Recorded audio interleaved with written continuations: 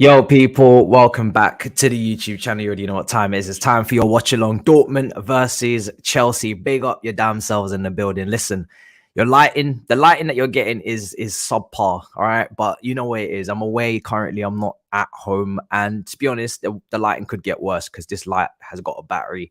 I don't think it's going to last the whole game. So hopefully when the light goes out, our performance does not go out with it. But big up your damn selves in the comments section.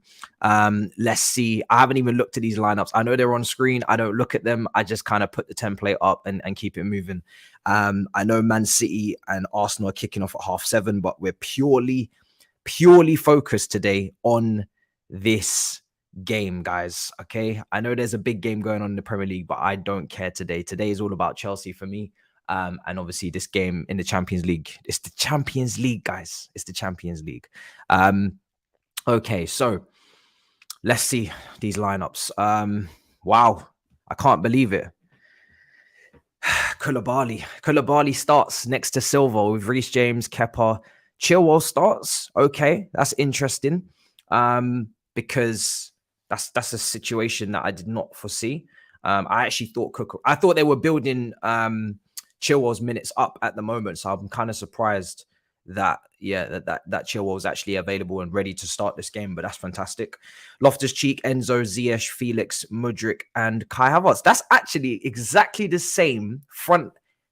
That's actually almost the identical team that I picked on the preview. Actually, the only difference is Koulibaly coming out for Trevor. I thought Trevor would start ahead of Koulibaly, to be honest. I thought he has been much better than Koulibaly this season. So I'm a little bit surprised. But apart from that, guys, we've got the team spot on in the preview.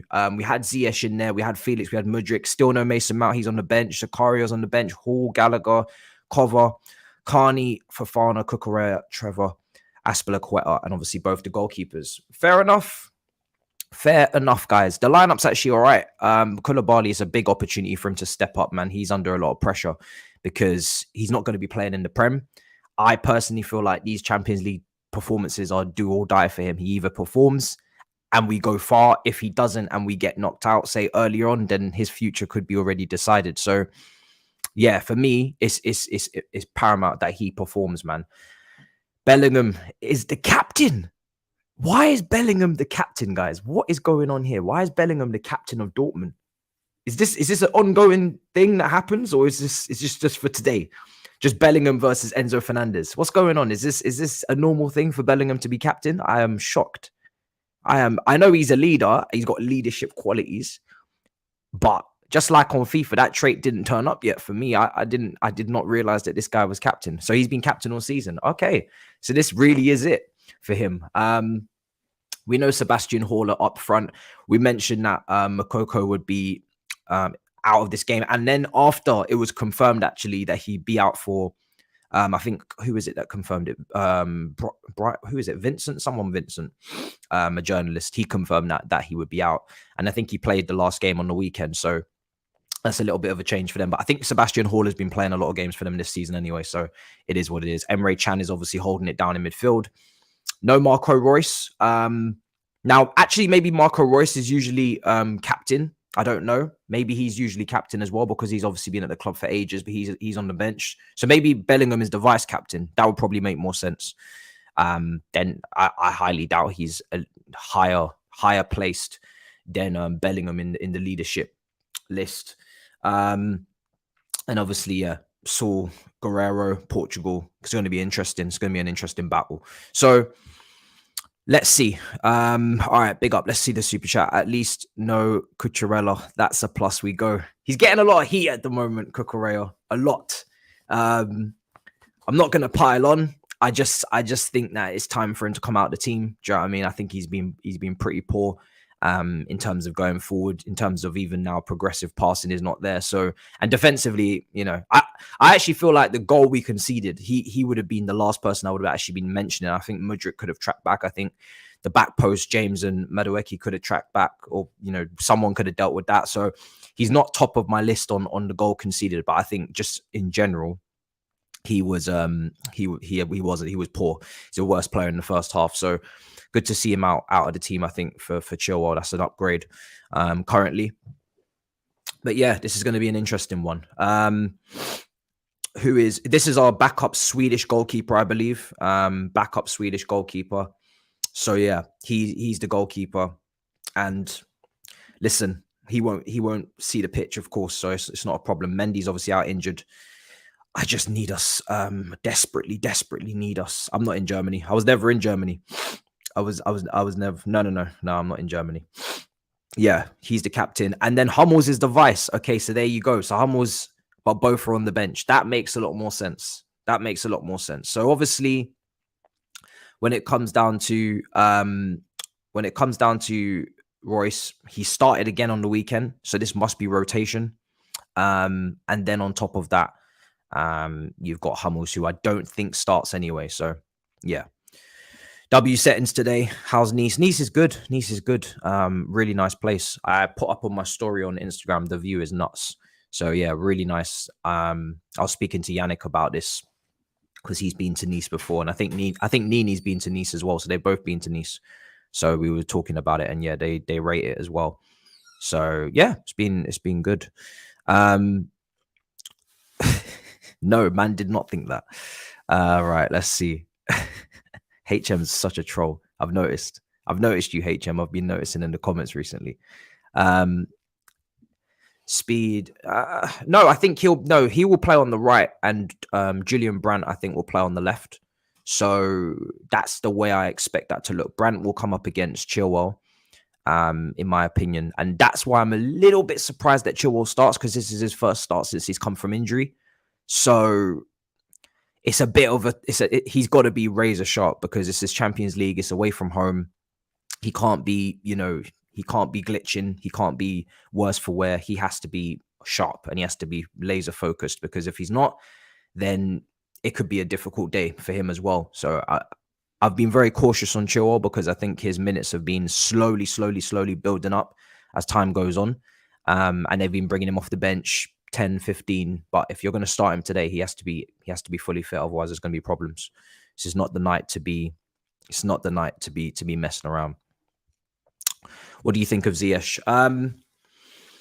I think with Ziyech, it's kind of by default you have to give him a go in this one, because obviously Madueke's not available, so we don't really have a choice. I personally had him starting as well in my preview, because I don't want to mess up the rest of the team. I don't want to move everybody around.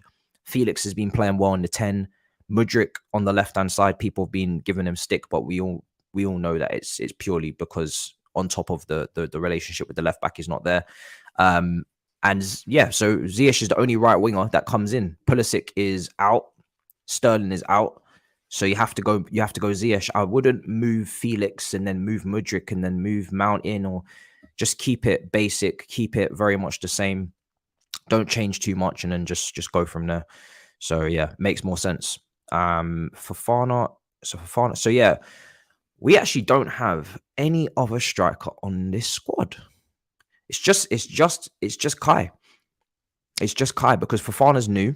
He can't be registered, and he's not. Aubameyang's not registered either. So we don't actually have any other striker apart from Kai. So if Kai gets injured, I'm guessing he's going to put Felix up there in maybe a false 9 position, and then just go with the wingers. But that's mad. I don't know how that's going to work. We're a little bit we're a little bit weak in that position, and we have no depth whatsoever. So Kai has to stay fit, because if he doesn't stay fit, then it's going to be peak. He might even put you know what? Don't be surprised if he even puts Sterling false 9 as well, because he's played there for City. So if Kai was not playing in one of these games, or he was just so poor that they decided they needed to take him out, don't be surprised if he puts Sterling in the false 9. I wouldn't be surprised at all. Yeah, he's not registered for the Champions League. So big up, Declan, big up. So yeah, I don't know. That's very I'm kind of a little bit concerned about that. I mean, I'm not concerned about, no, he's just not listed. So we could only list 3 players, and those players end up being Felix, Mudryk, and Enzo Fernandez. So those are the 3. You can't list any more than 3. So he's listed those guys, and he's not listed anybody else. Bonjour, yes, bonjour. Trust me, if you don't know French and you try to speak it and then you butcher it, I feel like you may as well never have tried in the first place. I don't know. I don't think they're so forgiving over here. Sterling at false 9 is garbage. Listen, I don't disagree. I don't want him at false 9, but we have no choice. I think it's Felix and then Sterling. Personally, that would be my 3 in that order. Kai Havertz, then it would be Felix, then it would be Sterling. But however, you never know. You never know. It's a sticky one. Yes, let's get predictions going. Actually, that's a good point. Let's get predictions going. Okay. I'm an hour ahead, I think, of you guys in the UK. So this has been interesting. Let's see.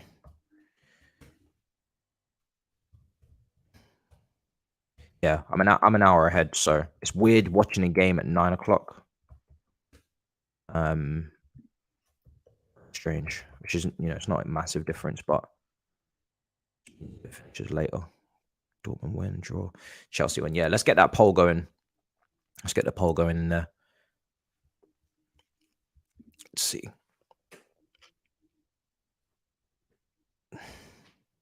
I'm actually quite interested to see you guys' confidence levels, because we said going into this game already that Dortmund. I'm just checking. I've got the right channel. I think it's on beIN Sports, guys. Let me know if it's on beIN Sports. I think it is. Coming into this game, we knew that Dortmund were on a run of 5 wins in a row in the league, so they're in very, very good form, and we're obviously not. So I know people are not happy with Potter's comments in the press conference about him kind of, I don't know, respecting the opposition, saying that we have to focus on this before we think about going further. I personally feel like people don't like Potter, or they don't rate him. So anything he says now, they're just going to just react. I don't think what he said was wrong. And then he comes out in yesterday's press conference, which I saw. Obviously, I didn't involve that in my preview because I'd already recorded it by then. But I saw in the press conference yesterday, he flipped a little bit. Well, he didn't even flip. He just said that you're very, very ill-informed if you believe that this whole time in his whole career, from Division 7, was it, in English football? Division 6, I don't know. Or Division 9. It was way back. It was deep. Very, very low division. And then he said, listen, if you think that whole time I've not been angry once, then you've got something wrong with you. Which is funny, and it's pretty true, to be honest. I mean, how do you think this guy has gone from Ostersons to Brighton to Chelsea and all of those leagues prior without getting angry with any of his players? Like, the assumption right now is that Potter, because he doesn't flip in press conferences, or because he doesn't speak in a manner that, I don't know, gives you the quotes, or gives you the cliches, or gives you the lines to take to Twitter, that he has never been angry before in his life, or he can't flip. So he's just saying that that's a very stupid take to have. I mean, to be fair, if he had never been angry up until this point, that would have been an incredible feat for him to get this far in his career without being angry once. That would have been nuts. No, but you say that, but people have made the suggestion that he doesn't know how to motivate, or he doesn't know how to rile the players up. And I'm just trying to process, if people think that he's never had to motivate his players in the second half of games, he's never had to rile them up, he's never shouted at them, he's never, like, what is the assumption here? What's the assumption? Do we think that he's gone through his last 10 years of management never having done that? Never had to do those things? Because that is what it sounds like from people. It sounds like as if they don't think he does this behind the scenes. They think that he's quiet and he doesn't speak. That's what I've been hearing. So it is quite close to what I'm saying. And then when he does come out with that press conference, everybody's on side again, and they forget all about the tactics, and they forget all about the substitutions. No one cares about that now. Now everybody's happy. It just doesn't make any sense. I think people are over analyzing that. Ancient, their backline, yeah. Ancient dinosaurs. We're winning this. Also, Potter's hate is reaching a new level. Can't catch a break. Feel for him. I get the criticism. Don't get me wrong. I think that's more than justified. I've already criticized him as well, and he has to be criticized because we literally haven't won in so many matches. But I think people are over analyzing all of the other aura stuff, personality stuff. I think it's being way over analyzed, especially when we don't actually see him on a day-to-day basis. We don't know what he's like behind the scenes. We only get the press conference. So I think overlooking into that, and it's not really worth it. I would say so. I'd say they're focusing on the wrong things. I'd much rather be talking about his tactics, his substitutions, his in-game management, his lineups, his system, his changing of system, whatever. I would much rather be focused on that personally. I wouldn't be focusing on anything else.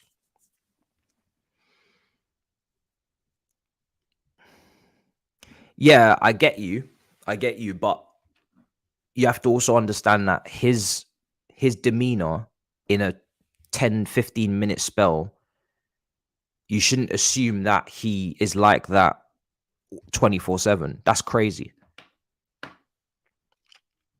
You wouldn't do that with anyone, or you shouldn't do that with anyone. You shouldn't just see someone 15-20 minutes a week and assume that they're like that the whole time.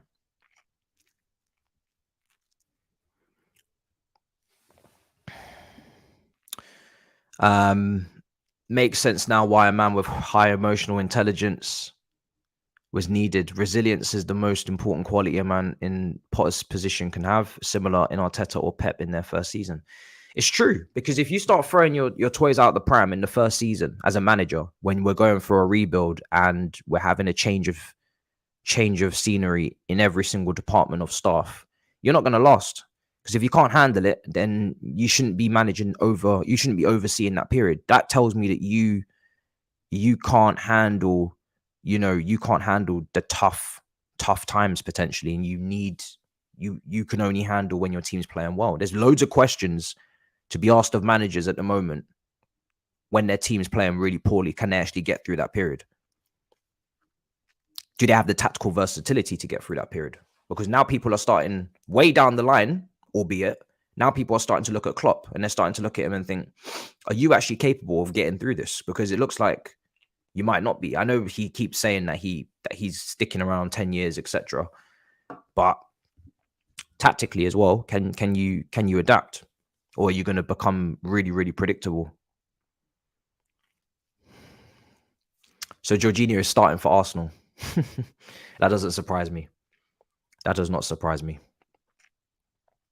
I mean, Partey's injured, isn't he? And Hugh in the Big Six group chat, I saw his tweet and he said that he was at the hotel and that the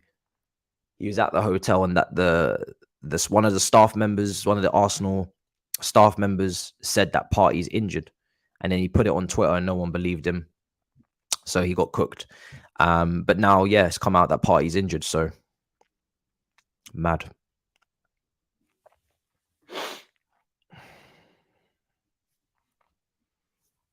Only, like I said, everybody can have their own opinion on it. I just feel like expecting, you can want him sacked, but I think to expect him to be sacked right now is nuts, because it's just not going to happen. I know it's not going to happen. I'd be looking at them crazy if it did happen, to be honest, because I'd be looking at them thinking, right, so you've sacked two managers. You've sacked two managers after two transfer windows.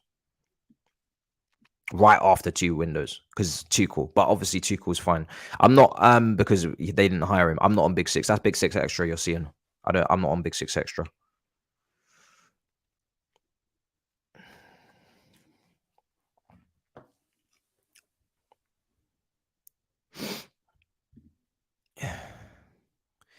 We're gonna see. I think everybody at this level has a winning mentality. If you want me to be completely honest, I think everybody at this level has a winning mentality now, because you would have had to win along the way to get here in the first place. Do you see what I'm saying? You don't get to Chelsea because you didn't win at some point, or at many points. Let's be real. At Ostersund's, he won. At Brighton, he won. And I'm not talking about trophies. I'm talking about just winning in terms of you won football matches. You exceeded expectations. You played well. You won games. You built up good runs, things that impress people to come and bring you in the first place. There was a reason why he was linked with the England job, etc. So you have to have a winning mentality to do that. But this is a new level, obviously, because now he needs to show that he can handle, the pressure of Chelsea, the big names, the big moments.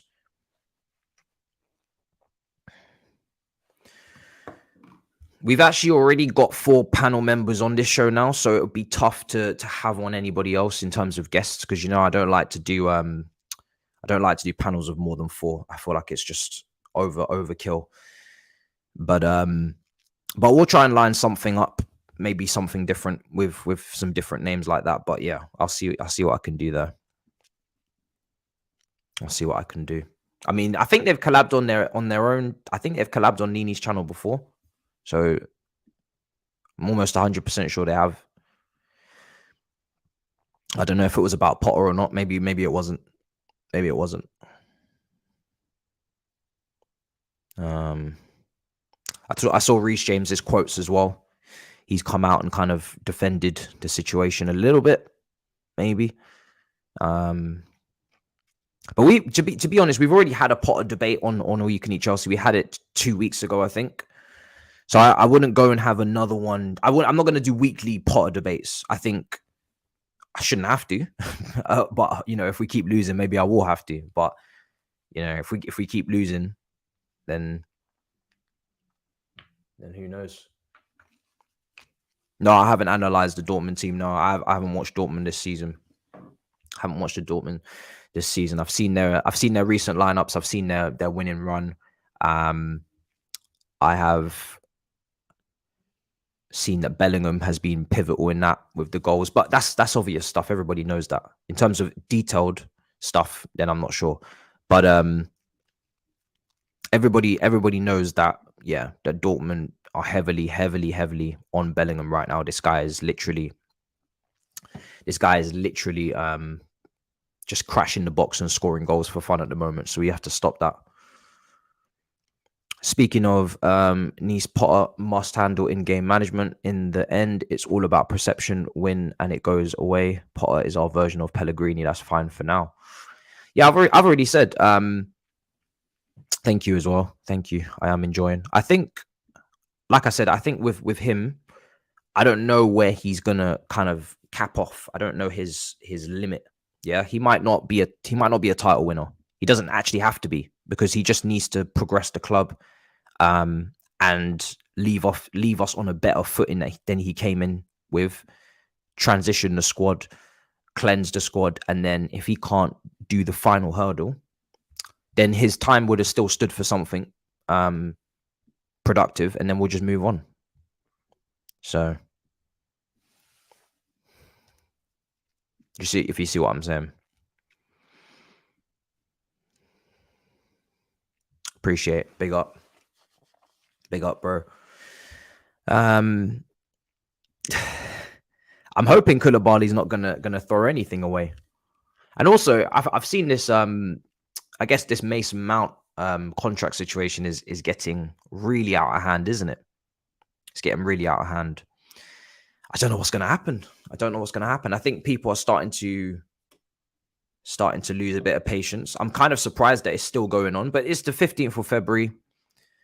If we get to April and it's still not resolved, then I think I'm going to seriously start thinking that he might leave. But I think I'll give it a couple more months before I actually really be like, oh, damn, it's still not done.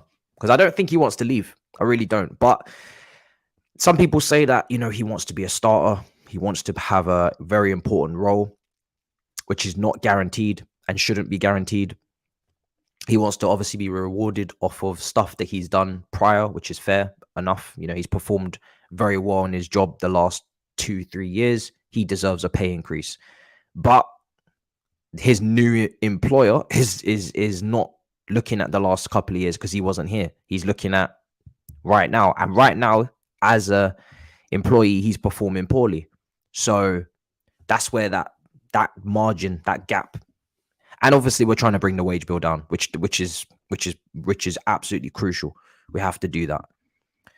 So, being on the bench in a game of this magnitude and wanting 250, 200, I don't know what he wants.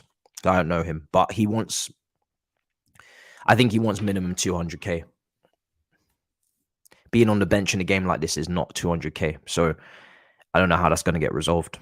I think they've offered him something. He wants this. They've capped it off here, and that's where the problem is. And obviously, maybe role in the team, maybe how important is he moving forward? etc. But I don't know. I don't know what's going to happen. I do not know what's going to happen.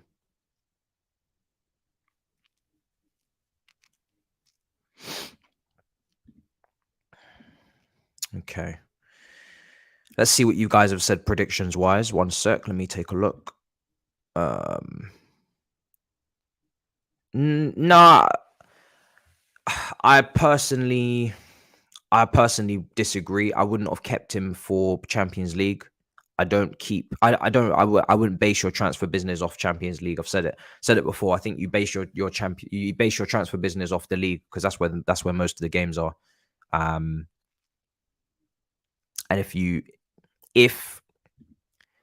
win the Champions League due to what you've built in the league, then fantastic. If you don't, then you don't. But for me, I wouldn't be building my team based on Champions League. So I wouldn't be keeping or selling based on Champions League. So if long term he's not staying and he's running out of contract this season and you want to take some money for him, I have no problem with that, especially if that's helped us get the Enzo deal over the line. I don't think it has money-wise, because it wasn't really a lot of money, but squad space-wise, it helps Potter because he doesn't have another senior to deal with. Because he can't keep that all those players. There's just too many people.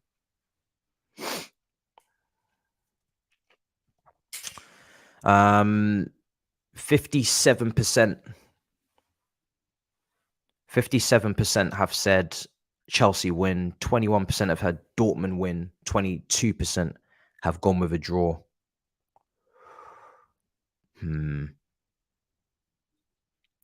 Fair enough. That's not bad. Thought it was going to be a lot more split than that, actually. Let me take a look. Yeah, it's not too bad. It's not too bad, guys. Yeah, he's gone to a rival, but he's not a player that's gone into their starting 11. He's not going to make their starting 11 better. He's made their depth better, but what he has done is he's taken away the option for them maybe in the summer to go and get someone that we want. So we've he's gone over there with an 18-month contract, and maybe that means when we go for certain targets, they're not going to be going as hard as they would have for these players. So say if it's us versus them for Lavia at Southampton, they might not push for Lavia as much. They might not push for Casado as much, or Rice, or whoever it is. So we've taken them out of the market a little bit, maybe, but it wasn't enough money to guarantee that they're off the market. It's just maybe a potential help. Maybe. Is the away goal rule still a thing? I don't think it is. No, I don't think it is. Correct me if I'm wrong, but I think that stopped last year, and I think it was now just straight to extra time. If it's level, I think it goes straight to extra time. I don't think it matters anymore about the away goals. No, yeah, it doesn't count anymore. Which I don't know what you guys feel about that, but I prefer when there was away goals personally, because it just forced teams away from home to be a bit more bold and to attack, which is a brave thing to do away from home in Europe, to actually go on the front foot. So for me, I would have preferred if we kept that rule, but it is what it is.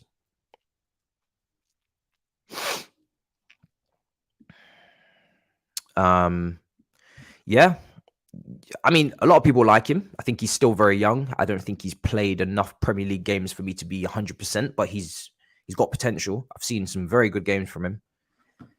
I don't know why I saw Bellingham links today. I saw Bellingham links and I was shocked. I'm still shocked.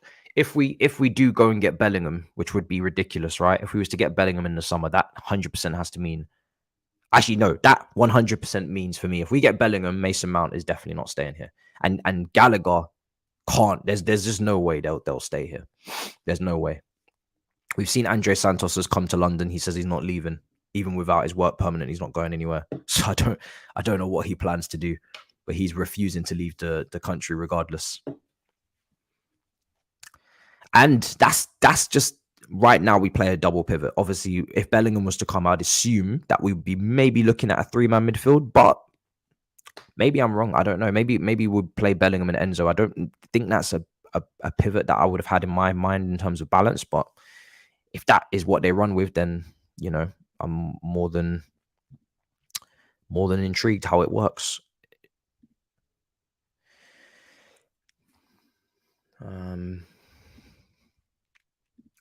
Okay. It's so annoying that it's alongside the Arsenal City game, because I would have liked to have watched that in its entirety, but unfortunately, they scheduled it this way. It is what it is.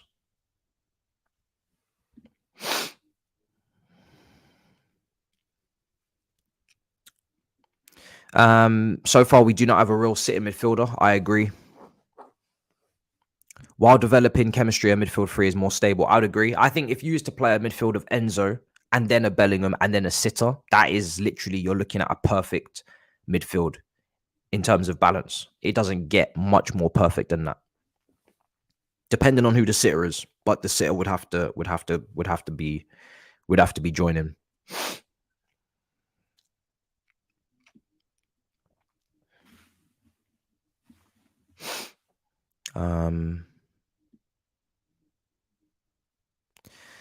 Let's see. The thing is about Mount is we have players like Andre Santos, Charlie Webster, who just signed a new contract, Carney Chukwuemeka, Maycott, Lewis Hall. How would we fit them in with Mount? I mean, I think they want him to stay. It's why they've put a contract in front of his face, but I don't think they're desperate for him to stay. And that's the difference. I think usually, under most circumstances, with the previous ownership and the previous kind of way that we functioned, I think they would have said, you know what, we have to keep this player no matter what. But I think with this new ownership and this new recruitment team, we all know that Mount is at his best a very, very good player. However, he is not irreplaceable and he's not indispensable. And as much as some people have you believe, he can be replaced. And there's other players like him on the planet. So I don't think they're afraid to lose him. I think they believe if he won't accept a wage based on what they believe his quality is, and especially in this form, then they are more than happy to let him go and get someone else that is of his level or better and pay them less. So I just don't think that yes, they want to be they want to have the right connections with the club. They value the youth, they value the history of the club and all of that stuff. But I don't think they've built up this, we're gonna just act on emotion. I don't think they're there yet. They're too early in the door. Right now, they're very calculated. Everything they're doing in this window, when January window onwards, is all very much like we're not going to be emotional about these things, I don't think.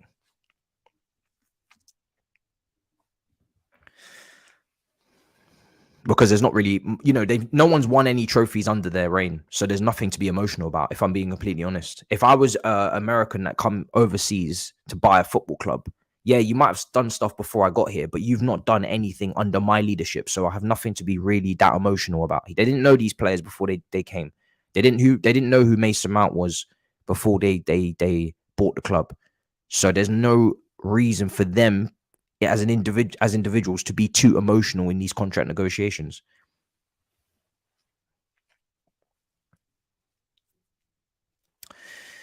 Since we have Enzo, I'd prefer Rice than Bellingham. I think Rice is a better balance for the double pivot. I would agree. But Bellingham's a box-to-box midfielder. So and for me, Enzo is not a holder. So I wouldn't have them two in a double pivot personally. That's not something that I would encourage. Just because his name's Bellingham, it doesn't mean I'm going to tell you that. I just get him just to get him. It has to make sense. Rice would be much better balance than Enzo than Bellingham. I mean, I think most people who watch them will probably feel that. Haaland's just missed a sitter. Okay, I'm waiting for this. I'm waiting for this to kick off. I am pretty happy with. I'm very happy with the lineup. Yeah, I'm very happy with the lineup. I I did the I did the preview for this game this morning. I put it out, and the only difference with my lineup and this lineup is Trevor Chalobah coming in for Koulibaly because Koulibaly's been really poor. But on top of that, there's also some rumors or some reports that Koulibaly's not settled, and because he's not settled in. And when I say Rice as a sit, I mean off the ball. On the ball, I have a couple questions about him on the ball in build up under a press. But in terms of off the ball, he can tackle, he can intercept, he can cover ground, he can win the ball back, he can carry the ball, and he can switch play. So he's got a lot to him. But I don't know about first phase because West Ham don't have that issue, or they don't have that problem every week, and England definitely don't because there's no intensity in most of England's games. And if there is, then half of the time we'll see that they might actually just not completely try to dominate possession, which is not a bad thing with the centre backs that they've got outside of Stones. But yeah, I'm really happy with the lineup. Really happy with the lineup, guys, to be honest. To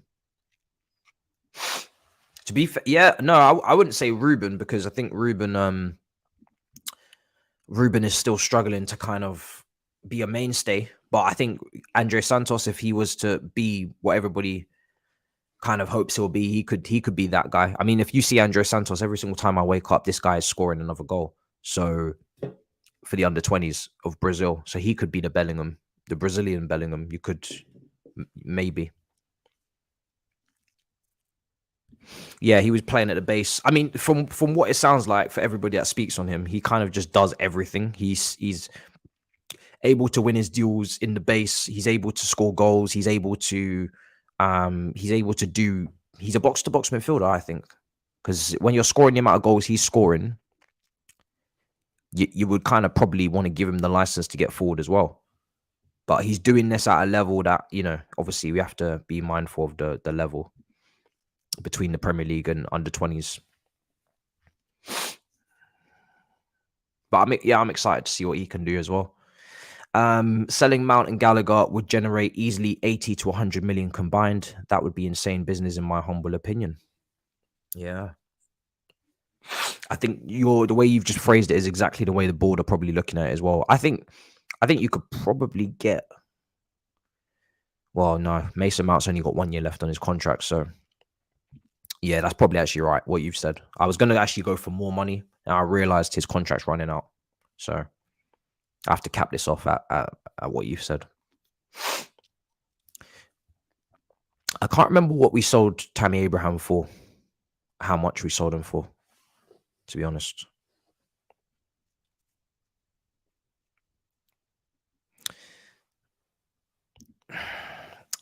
I don't know, man. I don't know about Ruben. We'll have to. I don't know. I think every time Ruben drops a good performance, people start to dream again. But how many more times are we going to do this? That's my problem. I think he's going to end up just being a squad player at best, to be honest. I would love for him to become Sorry Ruben, but we've said this like 12 times minimum.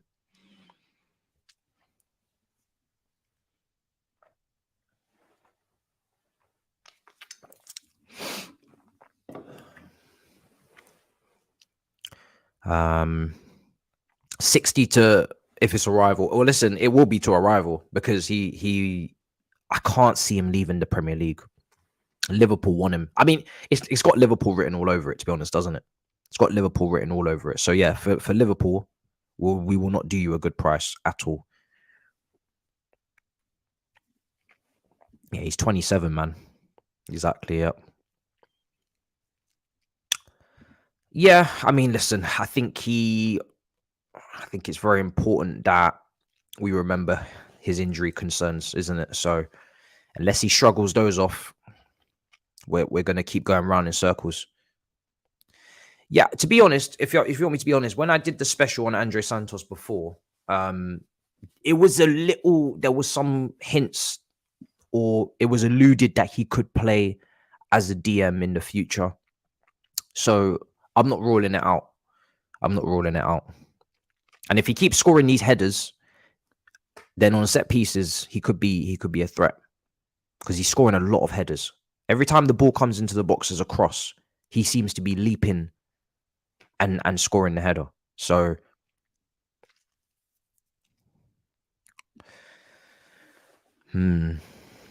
rival tax. Arsenal and he scored. People are stressing out. I mean, we shall see. That's a good question. As a content creator, how do you motivate yourself when Chelsea's not doing well? I have seen you threaten to start supporting Chelsea ladies, though. Oh, there goes my light. See, I told you this battery's not going to last too long, people, but it is what it is. Do you know what? Yeah, I think we are not as bad as other fan bases have had to tolerate. As in, this is our year, right? We've had a bad year, bad season, so we have to kind of stomach that. And you know, I don't expect us to be like this next year or the year after.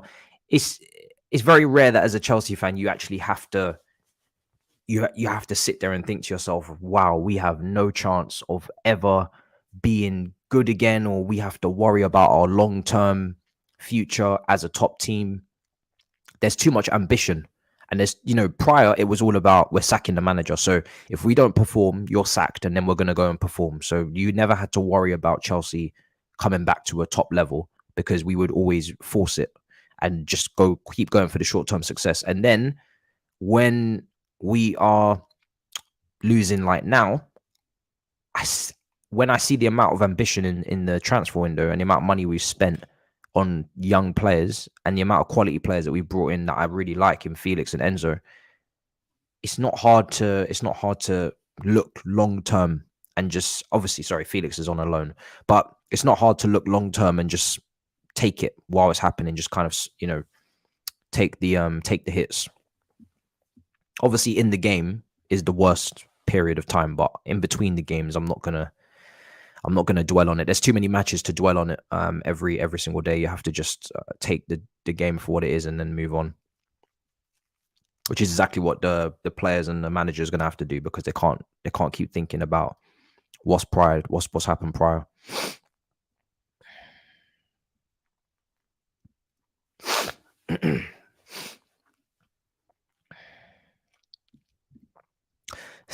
Somebody, where was this comment? Oh, is it 1-0? Kevin De Bruyne has scored. Wow. That is fantastic. That is fantastic news. Kevin De Bruyne. They're going to go joint top of the Premier League if that happens. If that result comes in. So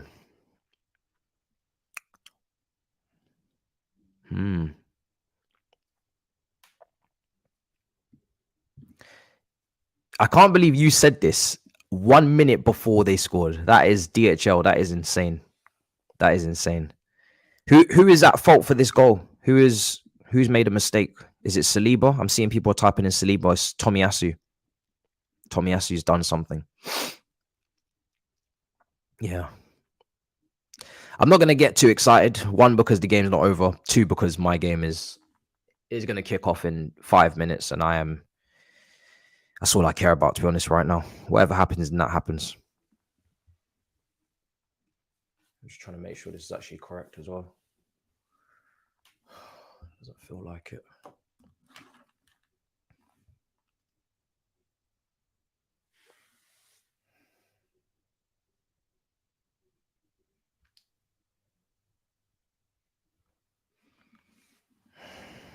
You're getting cooked. Is Real Madrid is playing today as well?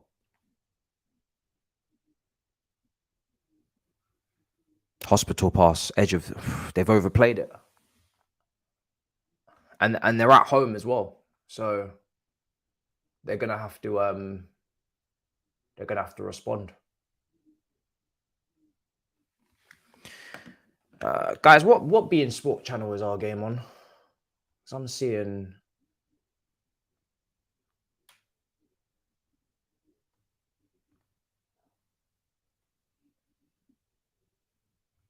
I'm seeing Real Madrid. Is Dortmund versus Chelsea on beIN Sport, or is it not on beIN Sport at all? I don't even know who Real Madrid are even playing.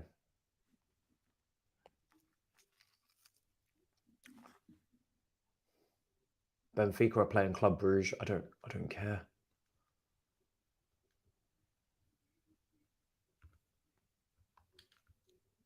Let's see. Oh my god.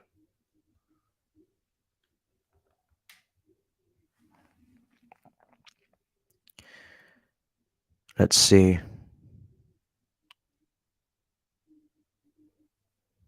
BT. Nah. See, I'm not in the UK, so BT is of no use to me. Of no use to me. Let's see.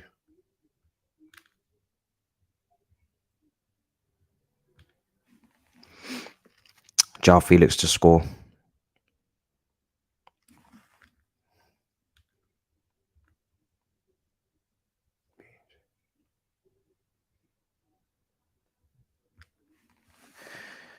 No. Yeah, it's on BT Sport in the UK. beIN Sports are showing beIN Sports are showing Benfica Club Brugge. That is crazy. It's absolutely insane.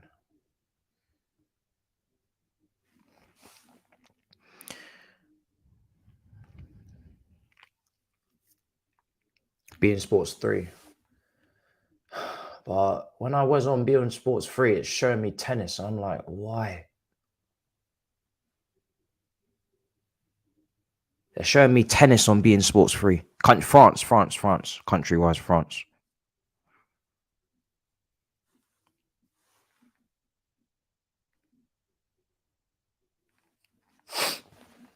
I'm in shock.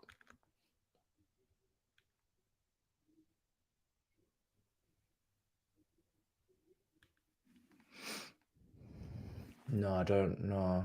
Unfortunately not. We love a bit of that, but no. No VPN today.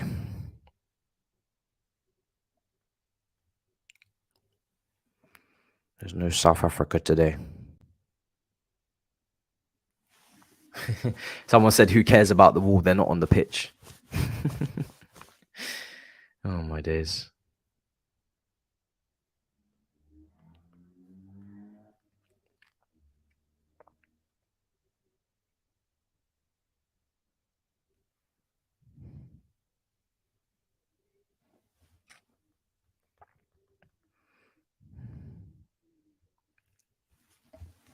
Tifo. Try MC Sport. RMC Sport. Am I sounding confident? I don't mean to. I don't mean to sound confident, to be honest.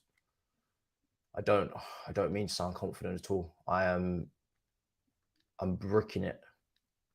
To be honest, all I need is just a solid result, and then we go from there, because this is the away game. So in my head, I'm thinking we kind of get through this game with a solid result. Either we win narrowly or we draw, and then we go to the game at the Bridge and we just have to finish the job.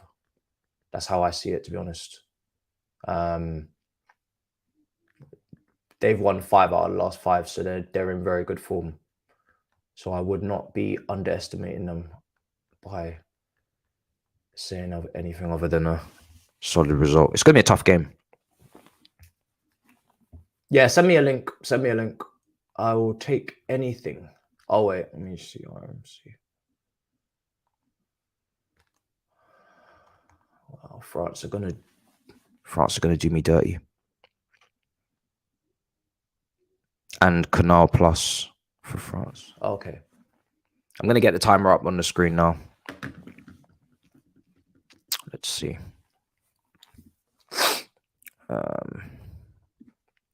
Let's get the timer up. The game's kicked off.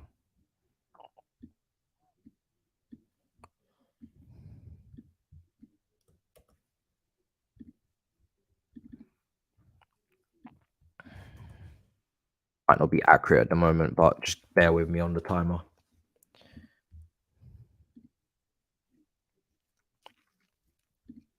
Thank you. Appreciate it. There's always a way, especially with Twitter.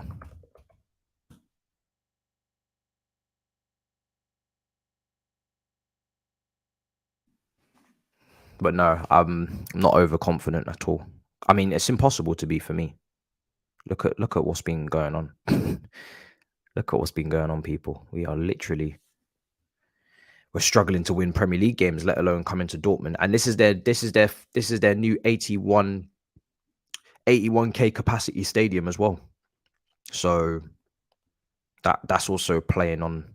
I mean, I just know the atmosphere is going to be electric, so that's also playing on my mind a little bit.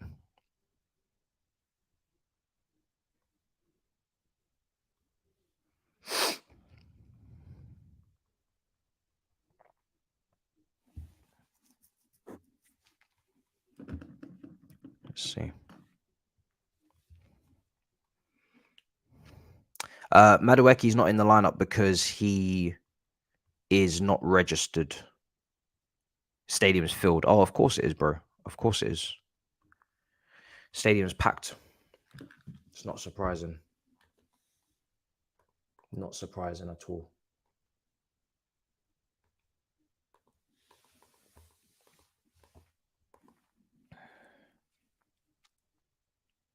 My timer started. Okay, that's all right. That's okay. We'll leave the timer for now anyway until I'm sure. Okay, I found. They showed me the Arsenal City game. Yeah, I'm gonna change the timer once I actually know the time I'm on, guys. I can now see Arsenal City.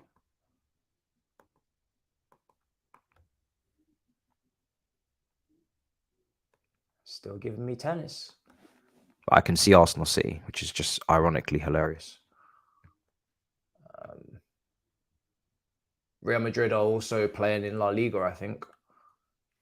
They play next week.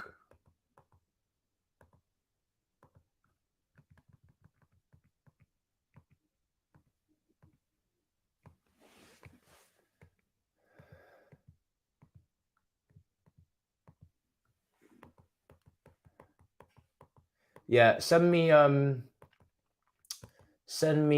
links on Twitter. Yeah. Just send me links on Twitter. Let me see what you guys send, because these lot are moving crazy.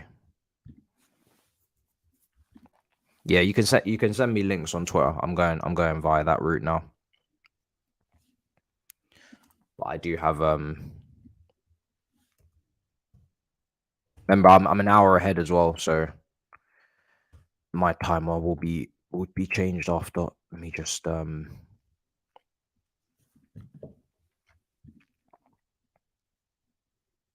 yeah, game started. That's cool. You're 30 minutes late to an Arsenal game. You thought it started at 8 o'clock. Jesus.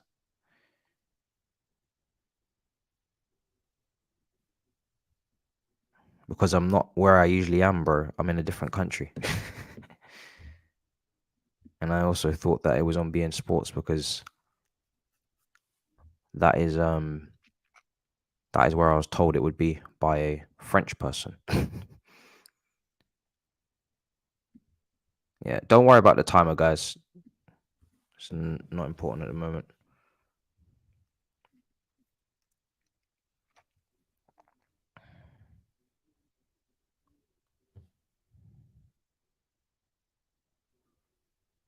Let's see.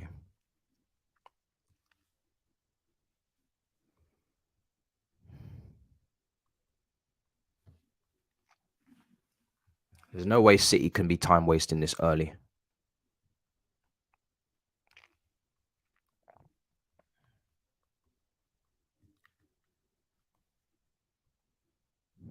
Let's see. Good tackle on Madrid, yeah.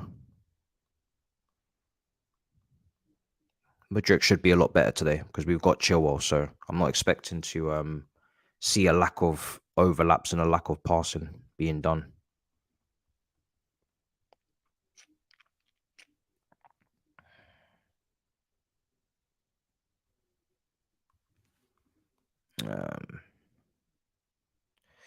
I'm going to try what you've just said.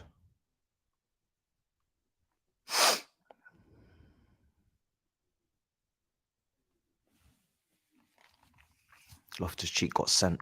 Jesus. It's a bit early for that, isn't it?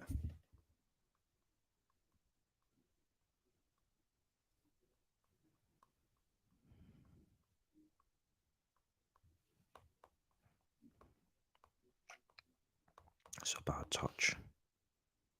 These are all American. Oh, let's see. Hold on.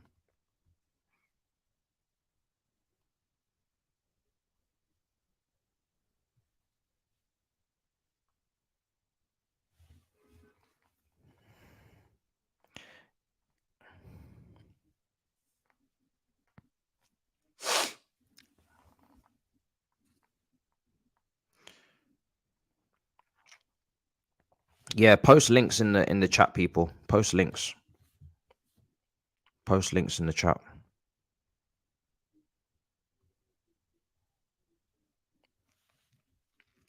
I'm still looking for the game, my brother. I'm still looking for the link. You guys are talking to me about timers. I need the link, brother.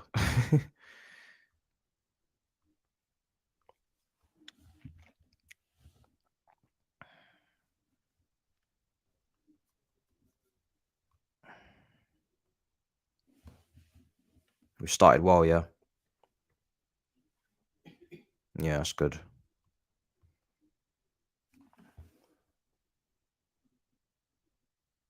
I can see Man City at the moment are still where have you sent it to me on Twitter? Yeah, I've already checked all of those channels, unfortunately. Oh, okay, cool. I've seen the link. I've seen DMs now. Thank you, people. Thank you. Okay. I'm gonna try and use this one here that I've been sent. I just need them to. Yeah. Okay. Thanks, guys. Thanks. Let me change the timer now. Appreciate it. I think it was. I had 2 people send me. Football Minerals and MG. Appreciate it. Thanks, guys. Thank you. Thank you. Thank you. Starting to get stressed.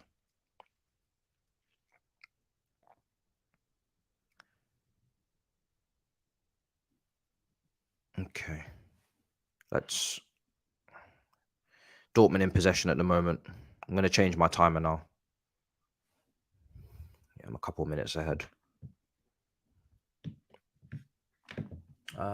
If anything happens in the City Arsenal game, I'll let you know because I can actually see it, to be honest. 5 minutes. Let's go to 6. Yeah, I can see City Arsenal as well. So if anything happens, I'll let you know. If I'd known they were going to show it on this channel, I would have just done a double. May as well. But anyway, well, to be fair, I do say I never do a double for Chelsea games.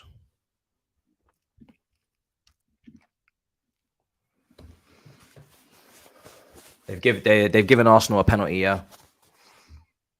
They've given Arsenal a penalty. I think Saka's going to take it. I haven't seen the incident because I've only just looked up at it now. But yeah, they've given Saka a penalty.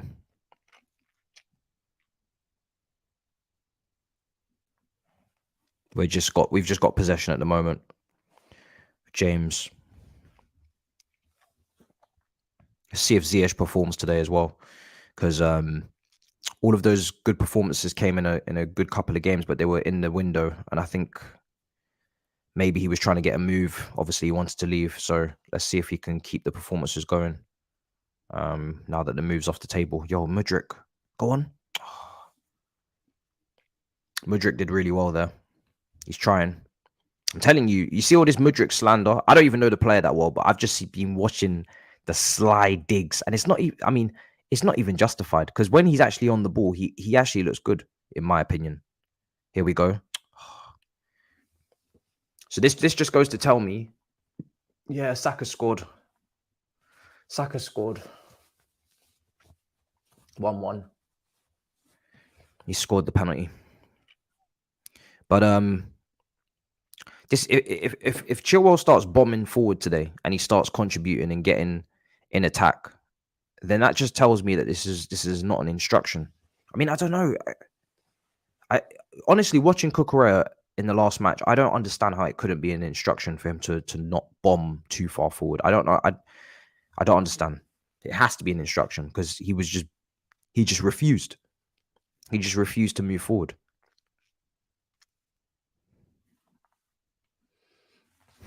Yeah. Oh, Reece is going to get booked now, isn't he?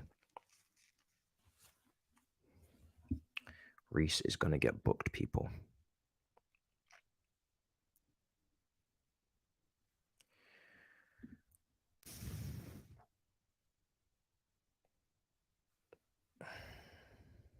Yeah, I think he's a bit late.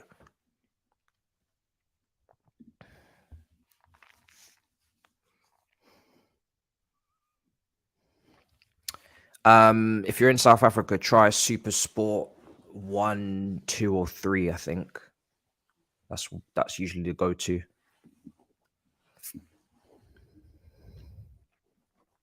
Yeah, try that.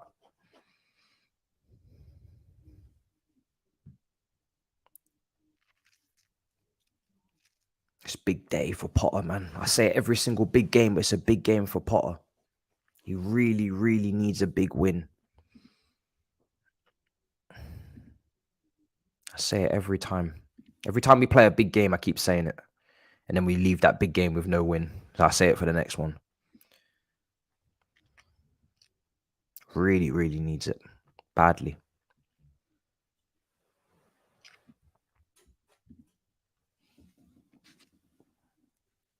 Yeah.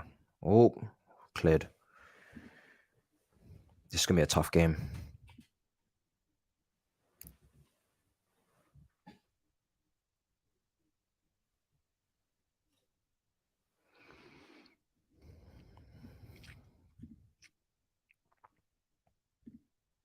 I think Dortmund are well aware that we're in tough form, so they're just going for it. Let me just move this.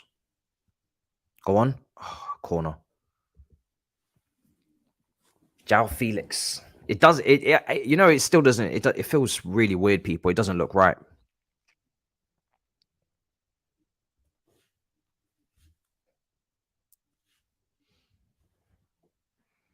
It looks really, really weird.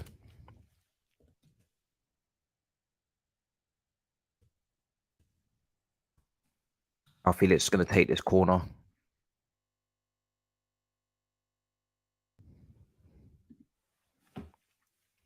Ball in. Oh, headed away.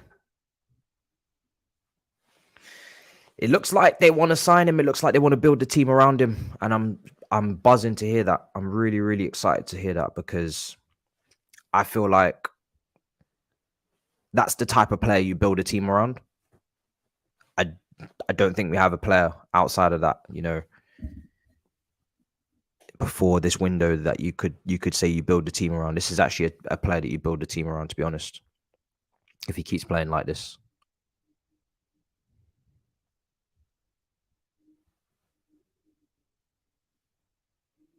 You're nervous. I don't think anybody isn't. I think you should be. Would you guys take a draw? Know how much we spend is still a long day every game.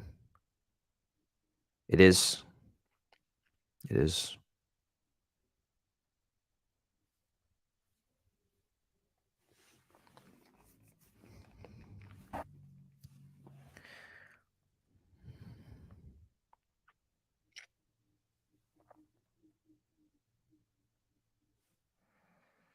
Ben Chilwell playing. Potter has him on the inside as an inside. Yeah, so look, he tucked in Cucurella, and now it seems like he's tucking in Chilwell. I don't know what to say. I mean, I don't know. It has. That's what I'm saying. It has to be instruction, because he's not gonna tuck in without you telling him to tuck in.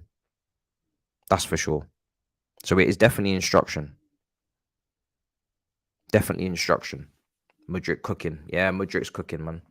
So it's nearly half time. Well, 5-6 minutes of added on time in the other game. Yeah, I mean, I'm trying to. I've got to it now. It's it started off as a good game, but it's very nerve wracking. So it's tough to enjoy games like this. To be honest, I remember the Champions League final when we beat City. I didn't enjoy that. I didn't enjoy that game. Obviously, we're nowhere near that level of pressure. And I always say I don't really talk about winning Champions League until you get to the semi-final anyway. But there's something about Champions League knockouts. It's just very very nerve-wracking, especially the second leg. I've got a corner now. They're open for the counter. Yeah. Felix down the left-hand side. But listen, Mudryk gets the ball, you're going to see a lot better than you've seen. I have no doubt about that. I don't know what he's going to become, but I know what you've seen, or what people have been trying to make it out to be, is not it.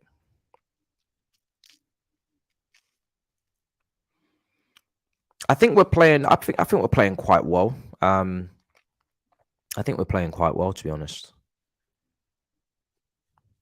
I think there's definitely counter-attacking options here, but with most German teams, there is. With most German teams, you find yourself with a lot of space in behind, high lines, and if you have the pace to exploit, which we do with Mudryk in particular, then you are going to get joy. So I expect a lot of traffic to come down this left-hand side, to be honest, for us. And then Ziyech will just switch to play as quickly as he can. Which is why Ziyech playing makes sense a little bit, because Mudryk on the other flank is so quick, and there's so much space. So you need someone who can get it over there as quickly as possible. And Ziyech should be doing that, should be trying to do that.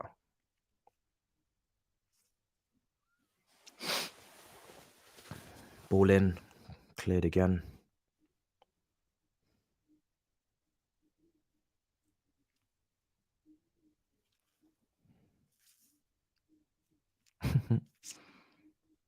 No, Mudryk is doing well. There it is. Free kick. Yeah, Mudryk's doing well, man. Mudryk's doing well. I think people are just gassed to see Mudryk finally getting the ball, to be honest, for once. He's getting plenty of it this game. Everything's going down the left-hand side. What we saw against Liverpool, that cameo, when he came off the bench in the first game, was really, really good. So, yeah. And it's what he did as well. It's not even that he had a good start. It's what he actually did. Because we've seen players have good starts before. You're like your Moratas, your Lukakus, and all of these players. But it's what they do when they've actually had a good start or a good game. Man City got a free kick as well. Oh, Ramsdale was very lucky. Should be 2-1 to Man City.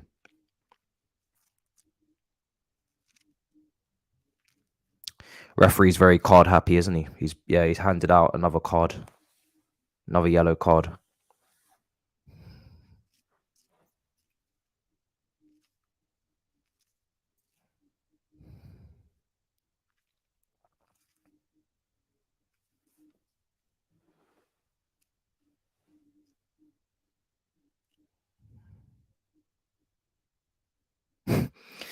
Yeah, I think it's a hand. It's a hand of God moment. Yeah, hand of the devil this time. Someone said.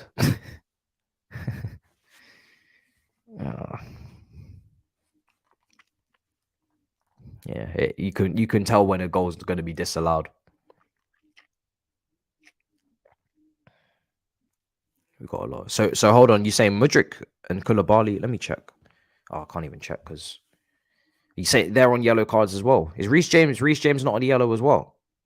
Reece James is on a yellow. So how many people are on yellow cards?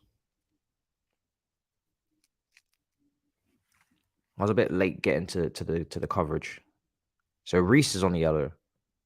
Mudryk, Koulibaly, and Silva. So 4 people on yellows. Is that what you're telling me? Inside 17 minutes. I don't even know what Koulibaly got his yellow card for.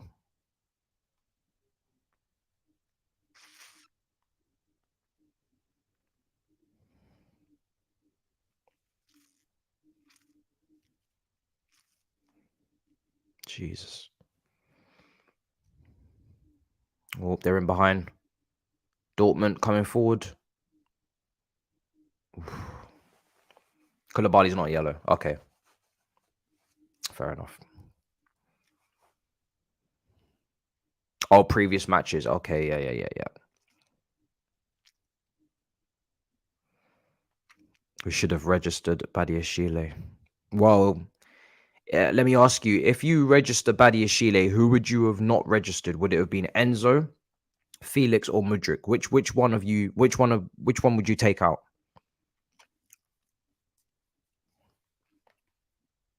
Let me know in the comments. Because I'm not taking out Enzo and I'm not taking out Felix. And the way Mudryk started this game, you wouldn't want to have him out either. And bearing in mind, who would be playing in left wing if we didn't have Mudryk right now? We'd have no left winger. Sterling's out, Pulisic's out. So the left winger would be, I don't even know, probably Felix. It would have to be Mudryk, yeah.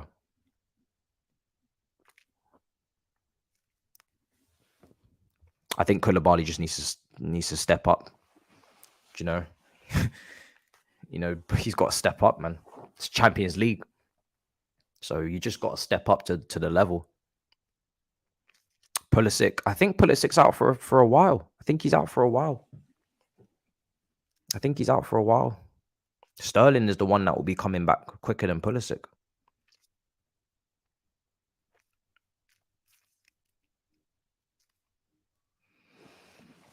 I don't know.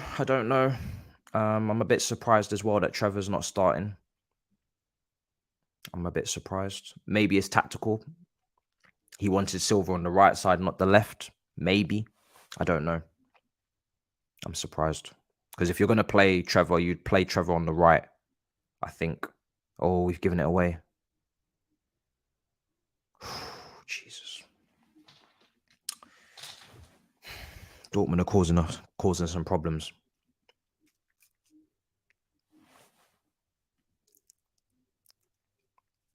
Wide. I think that's a corner for Dortmund now.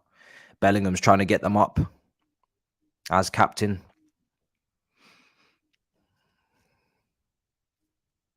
Fofana's not fit. No. Fofana's not fit to start.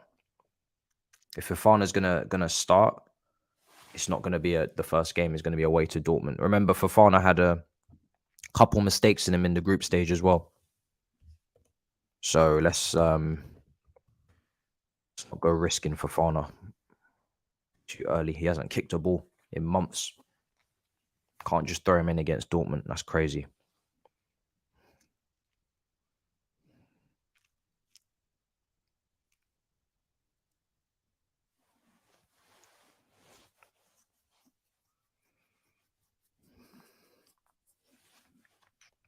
We look ragged.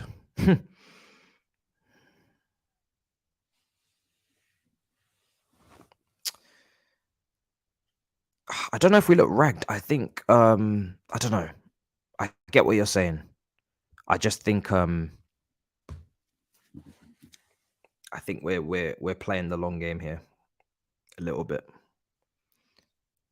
I don't think we want to expose ourselves too much, which is fair enough. I don't think we should. I think we need to be a little bit cautious. We're coming up against I think it suits us to play on the break, to be honest. With how high their line is, I would look at playing on the break. At least give yourself an opportunity to do it anyway. Don't dominate possession too much. So I think that because Mudryk is quick, exactly. Mudryk is so fast. So if you want to take advantage of that, I think you've got to play on the break a bit, just a little bit. Bring them in a bit.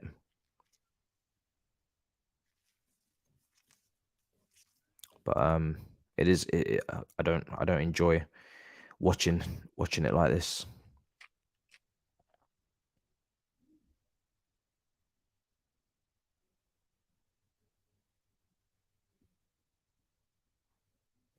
Yeah, the numbers Dortmund get forward is crazy.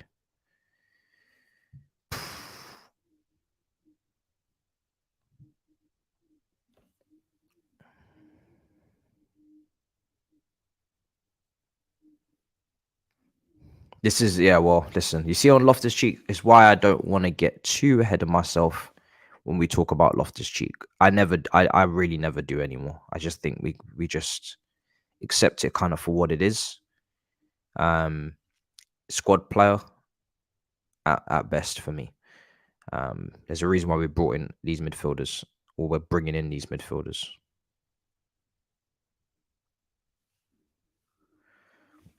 Big up everybody inside. Mudryk looks better with Chilwell. He does. He does. You're saying Jorginho's been good today? I'm just seeing the Saka penalty at the moment. It looks like it is actually a penalty, to be honest. Xhaka has put the ball in, and Saka, yeah, it's being clipped. Oh, it's in Ketia. Sorry, it's in Ketia. Yeah. It's in Ketia. That looks like a penalty to me.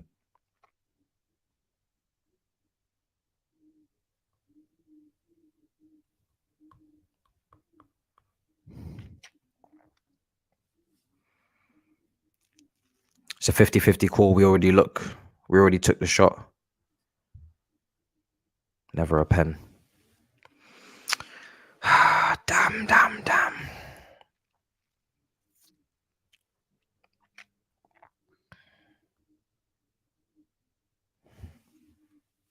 I'm kind of surprised to see somebody saying Mudryk looks the weakest. Watch Ederson. What's going on for Ederson in this game? Is he not playing well? He took a shot, not a pen. There's a bit of oh, because the TV's up there. That's why, bro. That's why I'm looking up there. But I'm also looking for help as well. So, 2 birds, 1 stone situation. A lot of people disagree on the pen. Fair enough. He's already taken the shot. You're right. He has taken the shot already. So, he's cleaned them out after the shot.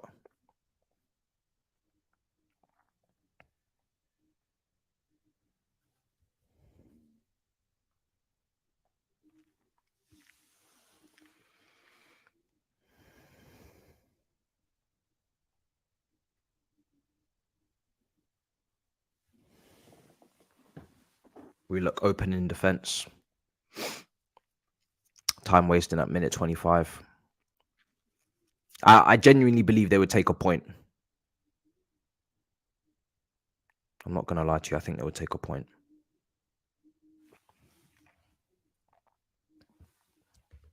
But you know how great it would be to win. To win a game of this magnitude would be brilliant. It really would. It would do wonders for Potter and wonders for the team. So, well, it's another free kick, man. Sorry, not a point. Take a draw. Sorry, take a draw.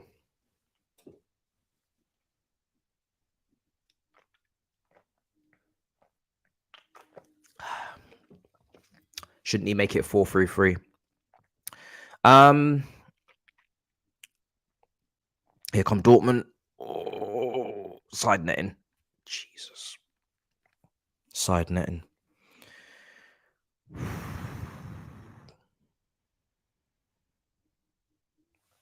No, I never said I was going to the game. Nope.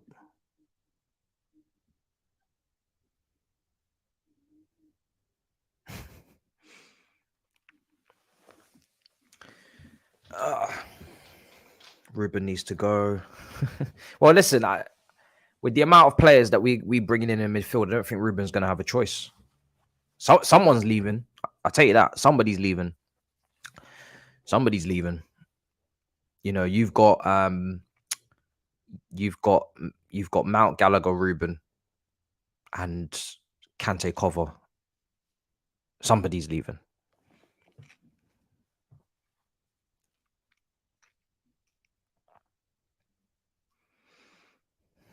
Man says, Havertz, hurry up and do something. You're literally in Germany. It's tough watch. Very, very tough watch. Very tough watch. Dortmund in possession again. It's not a great watch. Loftus-Cheek is in passenger mode.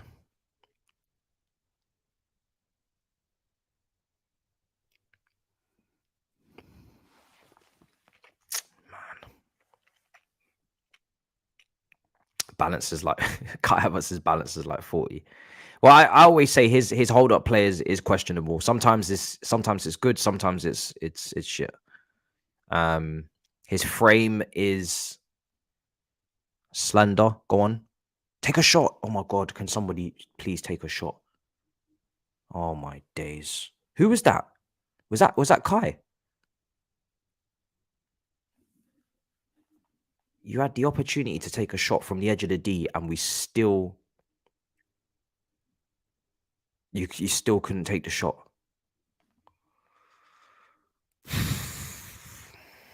Crazy, man.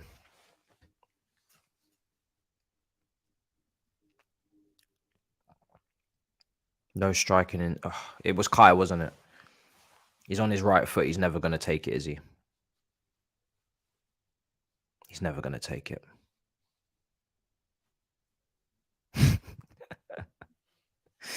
Fire the clown now. Why did Sterling have to get injured? Why are the fullbacks not so far forward? Like, it feels like it doesn't feel like the fullbacks are fullbacking. Haven't seen like Reece James really that far forward today either.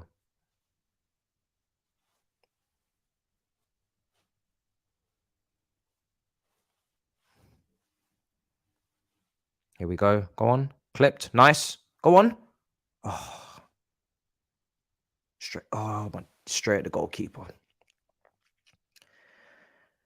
Straight at the goalkeeper. I think it's offside anyway. So it doesn't matter. People are losing their minds with Kai Havertz. Yeah, it's offside.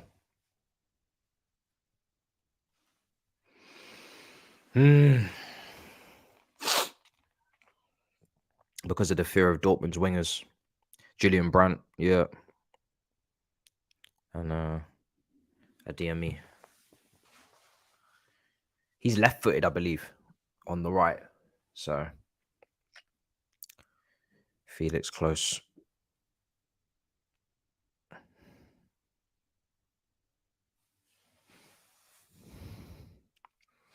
I'm surprised he didn't take Bettinelli out and put in. Well, actually, yeah, and put Aubameyang in for Bettinelli, and then go with an academy go with just more goalkeepers from the young team. I don't know.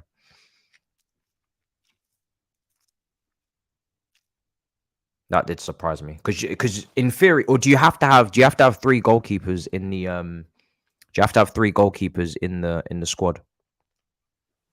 Do you have to? No, you can have 3. You don't have to have 3 seniors. You can have 3 goalkeepers. One of them be youth, surely. Oh, Felix.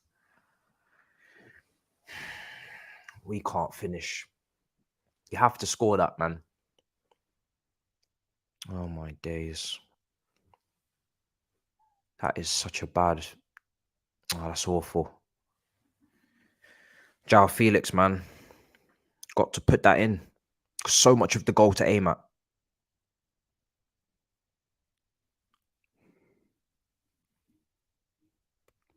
So much of the goal to aim at. He should be scoring that.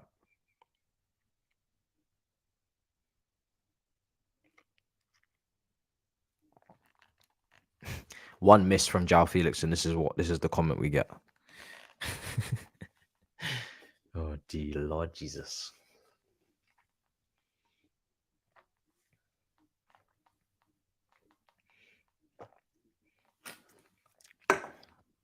You, sir, will never be happy unless we build the team around Messi. Because I didn't tell you that he was going to be flawless at every moment of his life. Oh, God.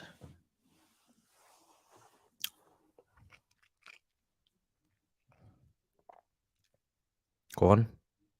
Oh, my days. Corner, people. Half an hour gone. Coming up to half time.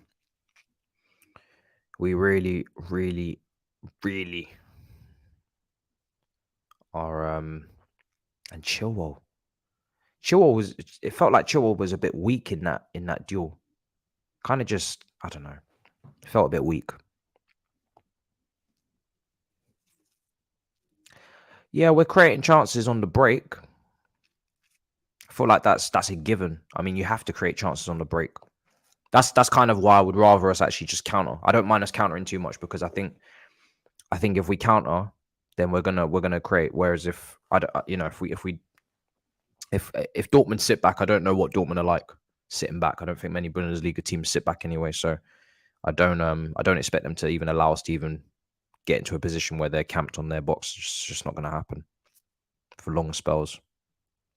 They're way too open.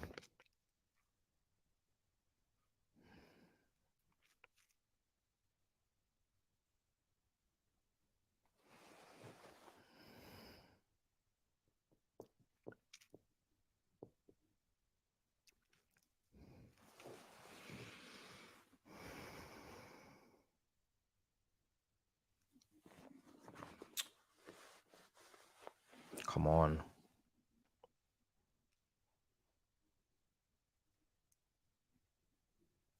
I think the fullbacks are very cautious, aren't they? Chilwell. Have we given it away there now? It's a very cagey game, man, and not in Premier League way. This is as cagey as it gets with a Bundesliga team. We don't want to push the fullbacks forward at all. They won't even cross the halfway line too much.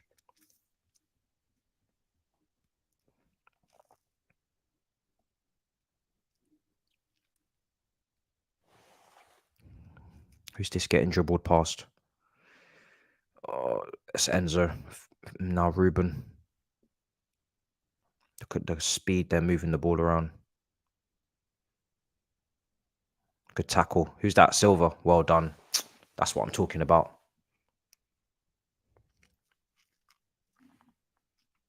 Thiago Silva again, man.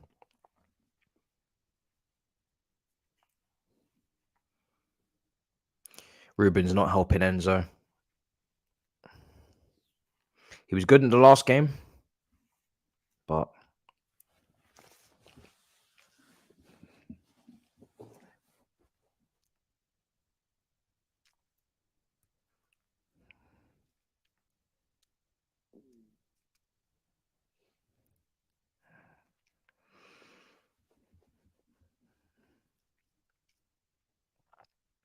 I think Cover needs to come on for Ruben. Ruben is weak this game.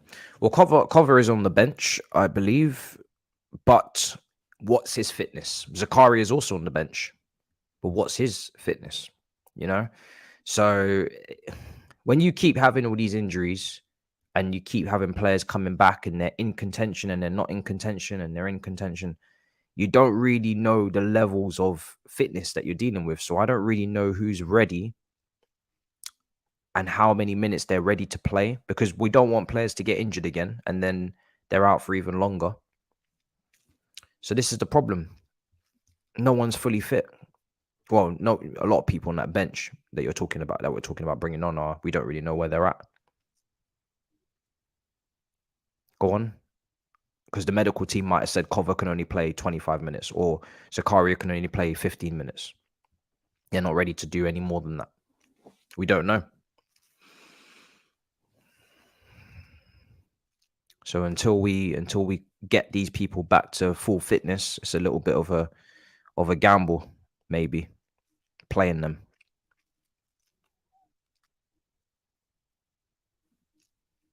Someone's saying we're screwed.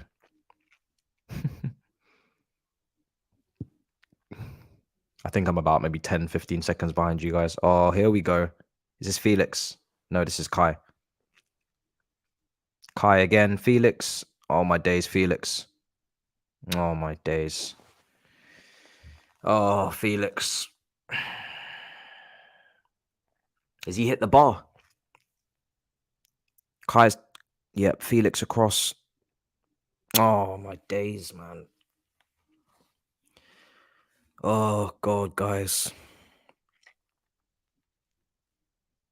Kind of shoots and then he just falls. It's unlucky. Oh, first one annoyed me more, to be honest, because he just missed the target completely.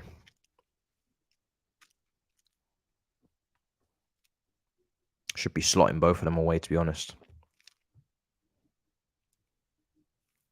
At least we're doing something, yeah. At least we're creating some chances. We might score. We might score soon if we keep doing this. Yeah, he's hit the bar. That one hasn't really. That was good play from Kai. The first one was more annoying because he didn't even hit the target. I know the crossbar doesn't count as the target, but he's hit the bar, so that's just unfortunate. A couple inches lower and it's off the bar and it's down into the back of the net. So I'm not gonna get too heated over that one. First one was ridiculous. Dortmund back on the ball. A goal could be coming though, because if they keep giving us this space, then we have to take one of these chances.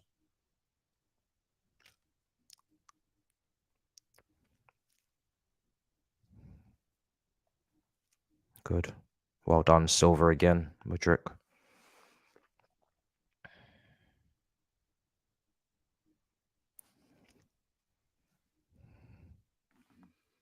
Still 1-1 in the Arsenal City game as well. Still 1-1.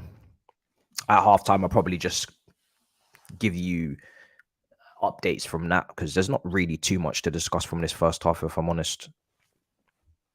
Obviously, the misses from Felix.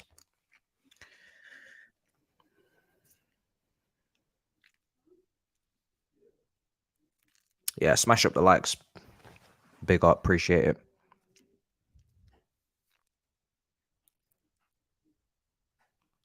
Go on, Chilwell. Good. Oh, that's a good chance. I think, yeah, Kai's just missed it. He's just kind of, he's kind of been tackled. I don't know if that's, I don't know. I thought we could have maybe seen some sort of penalty. I don't know. Felt like Kai just got clamped. Oh, he tried to flick it. Did he try to? Yeah, he tried to. Okay, he tried to flick it. I think these past few games they've been taking off Mudryk to build his fitness up as well. Because remember we were saying when he made his debut at Anfield, he hadn't kicked a ball, or he hadn't played a match since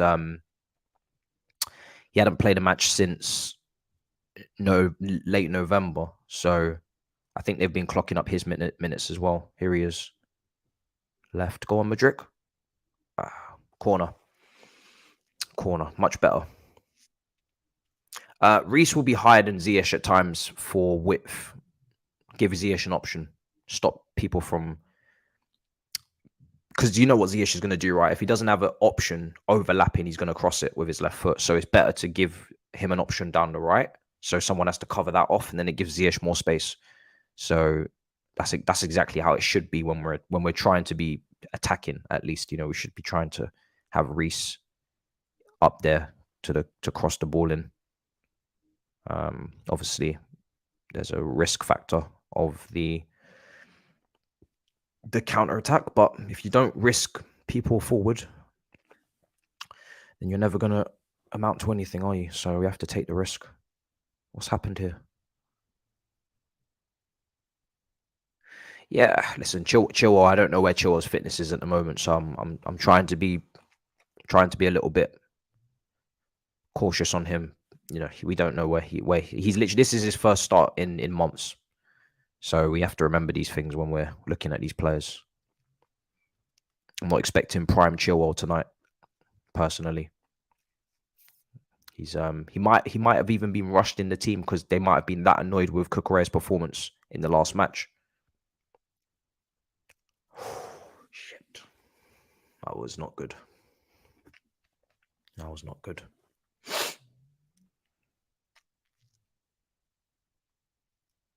Setup's getting us cooked. Oh, Chilwell diving in like that, man. Jesus.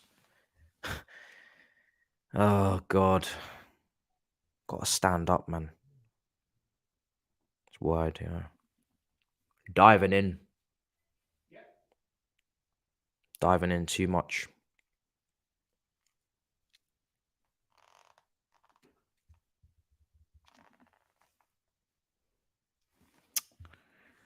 Yeah. Shouldn't be diving in. He's got to stay up. He's got to stay standing up there. He sold his soul to the devil.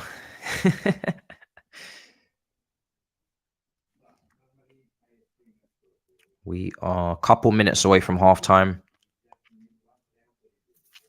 Some people are suggesting that we should switch formation. There was some suggestions in the comment section of my preview that we would maybe play a back three. I don't know if that's something that we could switch to. I mean, I think playing the back three with no Badiashile is a little bit disappointing that the time you play a back three is when the left-footed centre-back is not there, because he would have brought a lot more to the table than Koulibaly in a back three. I think Koulibaly, we've seen now, he's prefers the 4, and in the 3, he's not going to do what Rudiger does in the left centre-back position. So it's not as enticing for me to say. I mean, obviously, tactically, it might be the right decision, but in terms of the defence, which is where you give an extra man, so you want more on the ball, I'm not as enticed to play Koulibaly in that, to have a back three when I know Koulibaly is going to be on one of the wide positions. It's just not as appealing. But setup wise, it might have to be the way to go. But maybe I'm trying to look at the midfield, whether or not we could play a three-man midfield.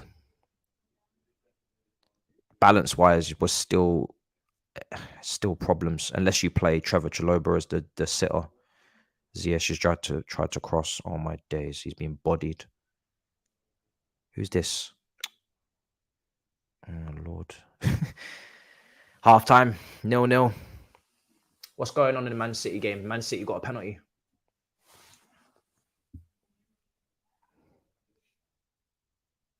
Okay. We should be 2-0 up. Haaland spun Gabriel, and then they've got into a tussle. I think he's going to give a penalty for that. Yeah.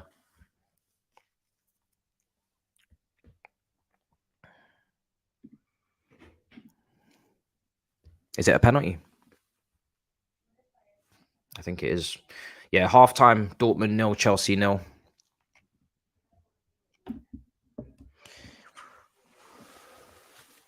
Haaland is offside.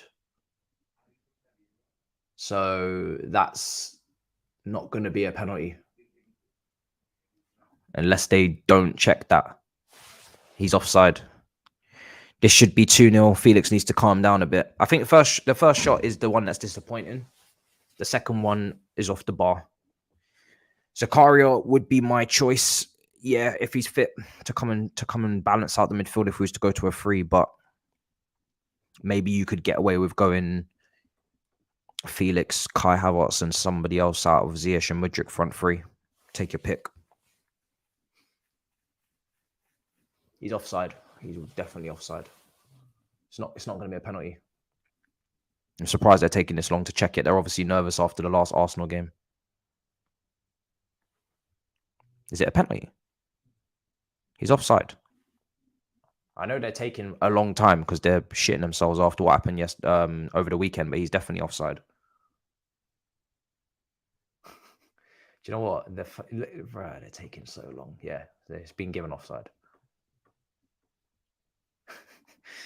Fair enough. Do you know what? Take your time. After what happened over the weekend, take your time because you ballsed it up. And there's no yellow card for Gabriel. He got lucky. Got very lucky. Maybe Lukaku did some juju on us. I'm really enjoying Chelsea's attack. Come on, you Blues. I think there's been some good moments in attack. I think I want to see even more from Mudryk. I think he started off really well. Then as the half went on, I kind of saw less of him, but I want to see more from him. I want to see what that right-hand side could do. I mean, I think Reece James and Chilwell are not overlapping as much as we would maybe want them to, maybe due to the wingers on Dortmund's side. They just want to be very, very careful. I think Kai Havertz is playing well. He set up Felix. And Felix, listen, Felix is missing chances. I think the first chance is the one that annoys me the most because he should have scored. Or he should at least hit the target. But I think he had a lot to aim for. He had a lot of the goal to aim for. The second one, he's fallen. He's on the challenge. Again, you know, if I'm being harsh, I would expect him to slot it in because he's a top player. But he hits the crossbar. I'm not going to cry about it. So people miss chances. We just need to keep creating. I think we need to keep creating. Felix is not a striker. You're right. He's not a striker. This is why when the rest of the team is kind of sorted in DM and goalkeeper, Nkunku comes in. Nkunku's actually he would be more of a striker than Felix. Not even that Nkunku's a striker really. He plays behind the striker. But yeah, once the team's sorted out, we'll probably go and get a striker. Sounds like we're interested in getting one. So, but yeah, I think it's been good. I think Loftus-Cheek in midfield, not as good as the last game. But who do you put in? You know, I know people want to see some changes, but we don't know the minutes. We don't know what the minutes, the cap off is for some of these players. They've just come back from injury, so we don't know how many minutes can Fofana play in defense. We don't know how many minutes we don't know how many minutes Cover and Zakaria can play. So I can't really demand. I mean, usually I'm pretty quick to say I want someone changed in at halftime. I was very quick to say in the last game I wanted Cucurella off at halftime. But then again, we didn't know how many minutes Chilwell could do. So this kind of all has to be taken into account a little bit. But Dortmund have had a couple chances as well. So both teams have had chances. So we need to be a bit careful. I think it's ebbing and flow in this game, and we don't want to come out of this game on the wrong end. I think a draw is not the worst result in the world against a team that have won the last 5. Obviously, I want to win. I always want to win. But mindful of the fact that they're very, very much in form. We do need to get some shots on target. We've had 5, none on target. They've had 11, none on target. Neither goalkeepers had to make a save. They've had more possession, 60% possession, which is fine. I don't really care about possession today. I think actually, like I said, I'm more than happy to not have as much possession because the chances are coming from transitions and counters, which is fine. That's where the best chances will come from. We haven't really seen much from Haller. I think most of the threats have come from the wingers. Adeyemi and Julian Brandt and Bellingham. Pretty, Bellingham's been decent, but I think we've done pretty well with him at the moment. I think we just need, again, we don't have a DM, so Bellingham is going to skip past people. He is going to carry the ball past people. Enzo's not a DM. I think we've seen that in a couple of instances. He's been kind of skipped past or the ball's been carried past him. I would like us to try and get a goal. I know there's no away goals, and I just think for the confidence, I think if we can take the lead and have something to build on, because I don't trust 0-0. I know we've kept them to no shots on target, but I don't trust 0-0. I really don't. I don't think this will end 0-0. So we need to try and second half. I don't want to see us come out in the second half and be worse than we were in the first. We need to stop doing that. We need to come out in the second half and either kick it. We need to kick it up a gear. You see that first chance again for Felix. He's wrapped his foot around it, which is fine, but it's just, I think he might be leaning back. But if you look at all of our chances, they're showing them now. They will come on counters. And then Kai Havertz in behind. and he just checks back in. Felix does well to get around the first man, then hits the bar.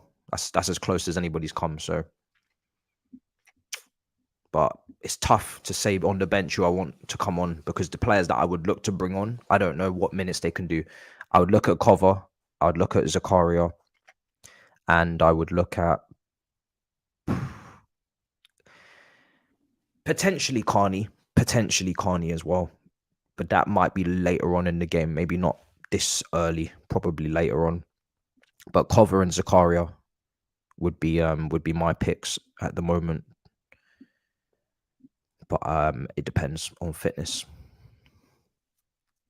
Carney for Hakeem. If you was to play Carney, see, the thing is with Carney, right, is I don't know how many positions he can play, and I don't want to just throw him anywhere and then he doesn't play well, and then it's like, what happened? So yeah, Dortmund, no shots on target. So the thing is with Carney is that I know he can play in the 8/10. I don't know if he can play out wide. We saw him play off the left against Man City, and he cut inside really well. And he played really well at home to City in the league game. I think he created a couple of chances. Wide right, I don't know. I don't know about that. I don't want to really put Felix out there. I definitely don't want to put Felix out there. Mudryk, I've only ever seen him on the left. I've never seen Mudryk on the right. I don't know if he can play on the right.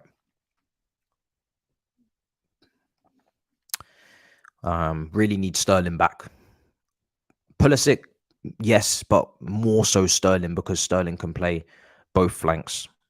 And he actually can. You know, sometimes you see Pulisic on the right and you can see that his game's being compromised. But Sterling can actually play on the right, I think. So he can play both flanks. You'd take off Ziyech for Cover. No, they don't miss the second leg. Use Ruben as a DM, put Zakaria with Enzo in the middle. No, I would never use Ruben as a DM personally, because I don't like him in that role. I'd actually put Zakaria as the DM and use Ruben as the box to box. But if I'm being honest, if Ruben is in a more advanced role, then Ruben's place in the team becomes a bit more sketchy, because you could play quite a few players in that role. Ruben's in the team, I think, now to bring a bit of balance and to give a bit of, assurance defensively, because we obviously don't have a DM. So he's one of the closest things to that in terms of experience. He's played a lot of double pivot football under Tuchel. And you wouldn't throw Gallagher there, or I wouldn't. He's been there. I wouldn't put him there. Mount, no. But I think if you move him to an 8 and you put Zakaria in DM, Ruben, there's loads of 8s. There's loads of box to box. So then his position is much weaker in the team. Carney could easily come on then. Whereas I wouldn't put Carney where he is now. But if you used to put in a sitter and give a bit more license to Ruben, then Carney could easily go in there.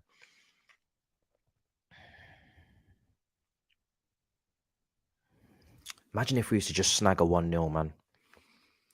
Just sneak a 1-0 victory. Be so good, man. All I'm interested in is just try and get to the quarterfinals, and then we see who we get and we go from there. Literally one round at a time. I'm not thinking any further than that. Just try and do this.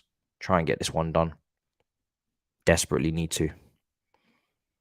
For me, Andre Santos is an 8, but he has shown he can play in the 6, or he's shown at that level he can play in the 6, or he's shown 6 attributes. But I'm not going to say that he's a 6, or he can be a 6 for us, because a 6 is a very tough role to play in the Premier League. And if you aren't ready to play the 6, the Premier League will expose you very, very quickly. So I prefer to just say he's an 8, because he can score goals. He's box to box.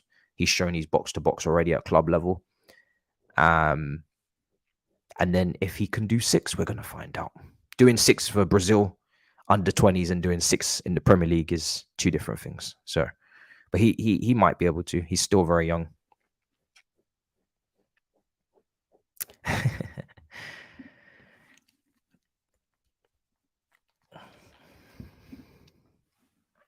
Take it easy vibe. Well, I'm away, isn't it? It's the first leg as well. If it was the second leg, you guys would see a very different person right now. First leg, I am a little bit more calm, even though I'm still pretty nervous about the game. First leg is a calmer experience. I'm seeing Jorginho on the ball at the moment. If it was second leg, it's a different conversation. I'm not gonna lie. It's a little bit of both. It's a little bit of both. It's a little bit of both. I'm not in my normal surroundings. I have actually already got that. So you're right on cue. But it's pretty much finished. Oh no, we're way beyond Alvarez now. We've moved on. Alvarez was like a panic buy in the end of last summer. We've not even spoken about Alvarez in January once. So Alvarez won't be happening. I don't think he's been great actually. Apparently, he's not been playing all that well this season. Ajax are not doing that well this season. They're like fifth. And in the Champions League as well, they were struggling. So I don't think Alvarez is from what I saw, he looks decent. He looked decent, but he's nothing special, you know. If it's a panic buy, I think you do well to get him and you get him. But I think we've moved on now. I think now we're trying to find the best of the best. So or potentially the best of the best. Because yeah, I mean Lavia's, if Southampton get relegated, I think we're gonna go and get him. I really do. Because if they get relegated, he's gonna be on the cheap. But I'm gonna say this now. If Southampton get relegated, be very, very mindful of Man City, because I don't think Calvin Phillips is doing great. I don't think Pep is convinced with what he's brought so far. Just fitness wise, he doesn't seem to be up to scratch. Again, I don't really know why they're surprised. He was injury prone the year before at Leeds, but we should kind of be hoping that Calvin Phillips starts to be more important, because if he doesn't, they might go for Lavia. He used to play for them, but hopefully we get him. Oh, Hairline. Yes, come on, 2-1, 2-1, people. Jack Grealish has just scored. Oh my days, Jack Grealish has just scored. He is buzzing. He's gone mad. He has gone mad. Do you remember when he scored at Old Trafford as well? He scored at Old Trafford and he went mad again. It's 2-1 to Man City.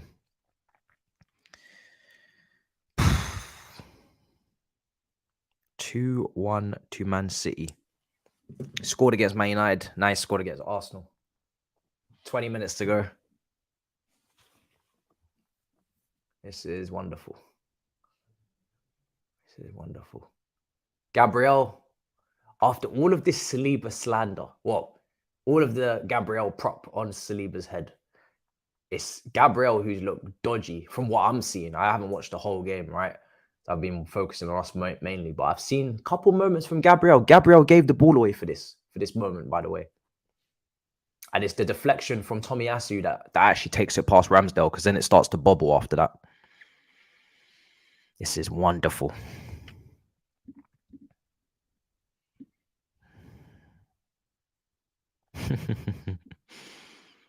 Such a big game. Such a big game in this Premier League. Huge. If Tomiyasu doesn't touch that, I think Ramsdale saves it, if you want me to be completely honest. I think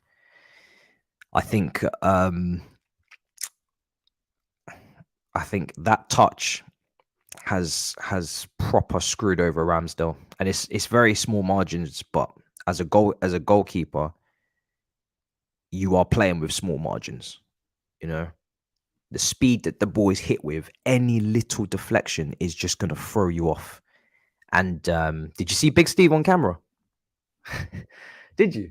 On okay, so we've all got the same broadcast. So when Grealish scored and he went to the corner, you guys saw Big Steve, right? Is that what you're saying?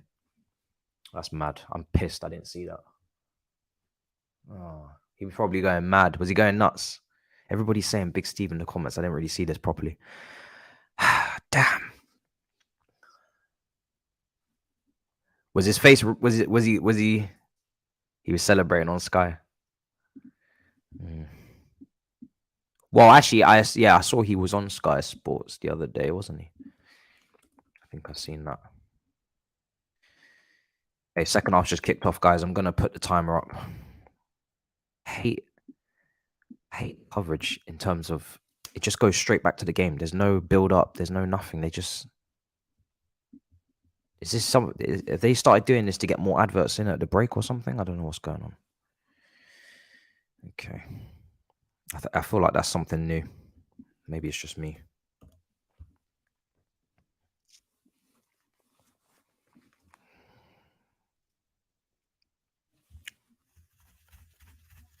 Okay, let's get this timer going.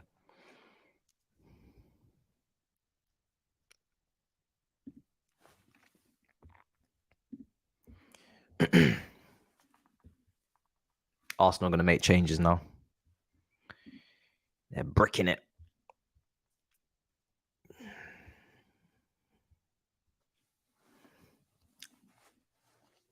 Trossard. Trossard's got a lot of he's got dark circles under his eyes, hasn't he? Foden's coming on.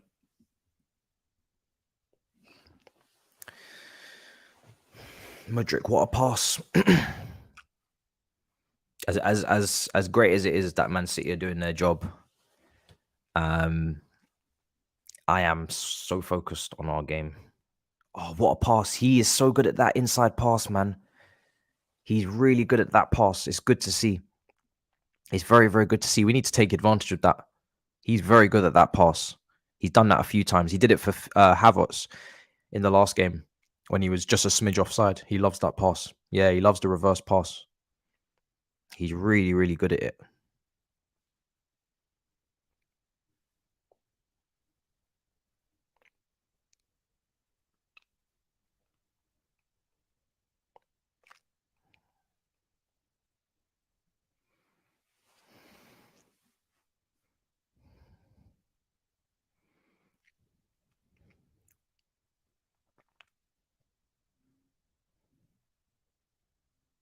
Yeah, we need to stop this counter, people.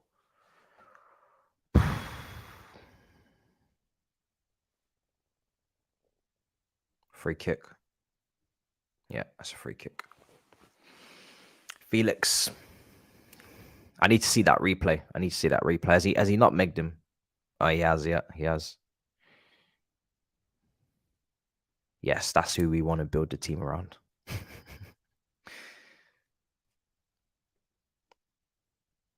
Oh, yeah, listen, we gonna protect him.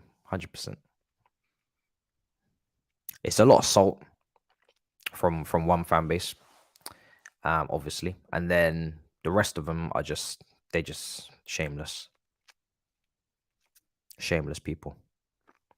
Mudryk cost 62 million up front, rising to 88, right? But 62. In that range, we have Anthony, we have Nunes, Gakpo. Gakpo is cheap, to be fair, but we have loads of people.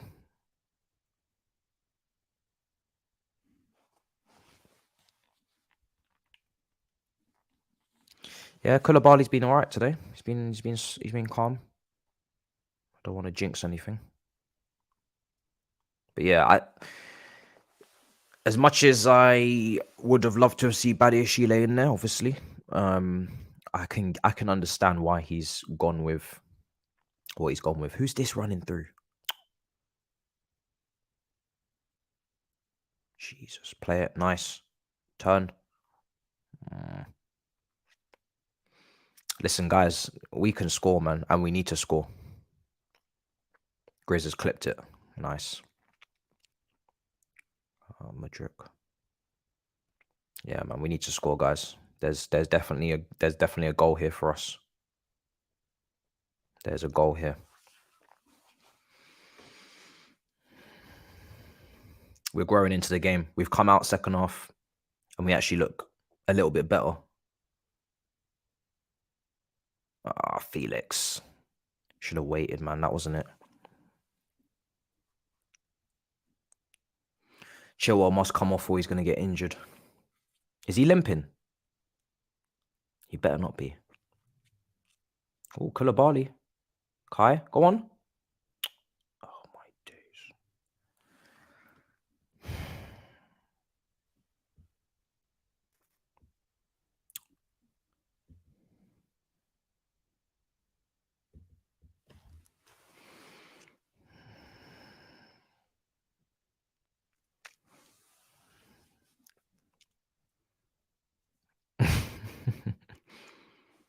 Yeah, it's been better, but I need a goal. I need a goal, people. It's time to step it up now.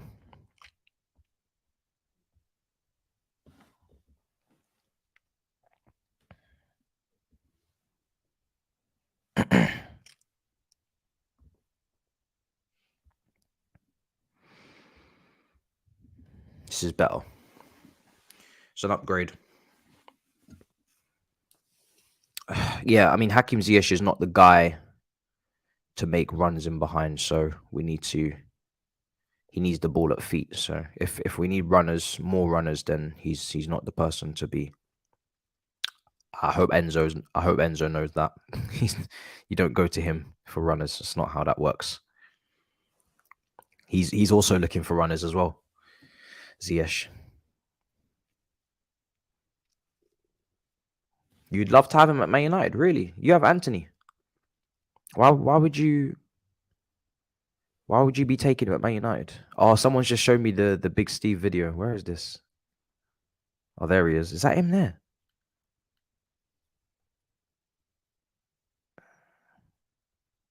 I'm trying to see. Oh, there he is. Jesus Christ. Yep.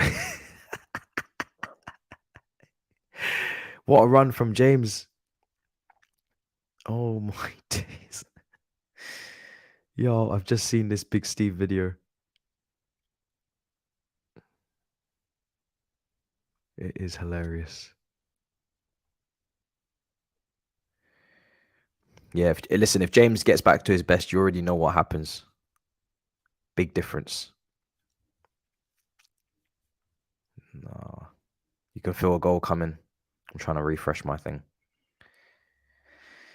Bellingham should be off.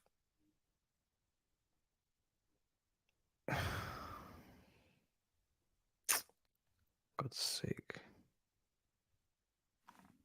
Haaland, 3-1, guys. 3-1. Game over. Haaland just scored. Haaland has scored. De Bruyne, Haaland. Yeah, smashed it. Bottom right. Done. Wonderful. That's what we love to see.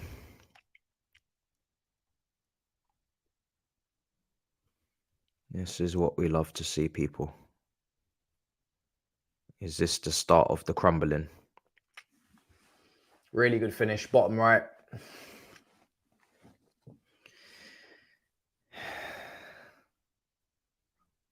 Has he done the mentality celebration?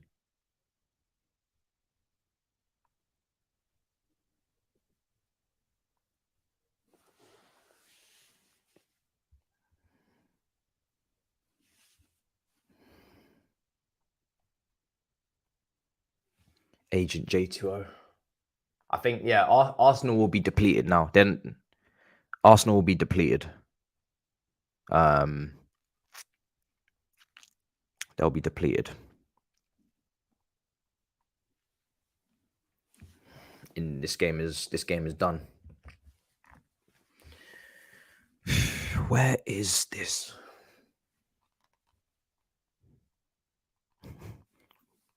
Arsenal playtime is over, you bums. They still got a game in hand. Yo, this is hilarious. No second yellow again. What is going on, man?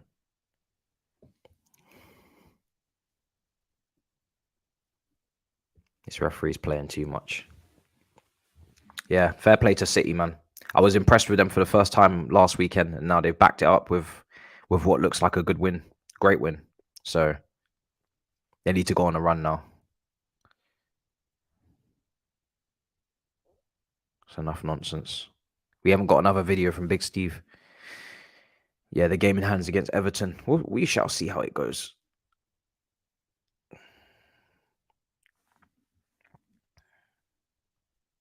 Hey, listen, let's calma, guys. It's not over yet. It's not over yet.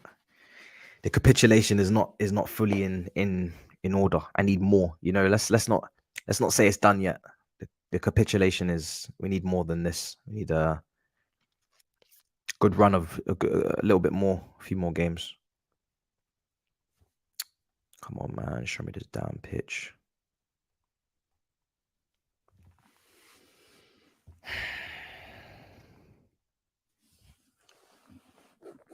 Yeah, it's 3-1. Arsenal fans.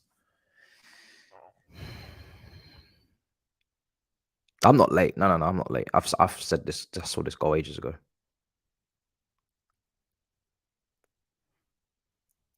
Chelsea fans are going bad in the comments. Yeah, they've lost their way now, man. That's it. Or that. A lot of people saying it's the beginning of the end. I'm not even going to do that. I'm not even going to do it. Like, I'm not even going to do them dirty. I've already done enough with my emergency meetings. I've already done enough talking. I'm going to let this play out how it plays out now.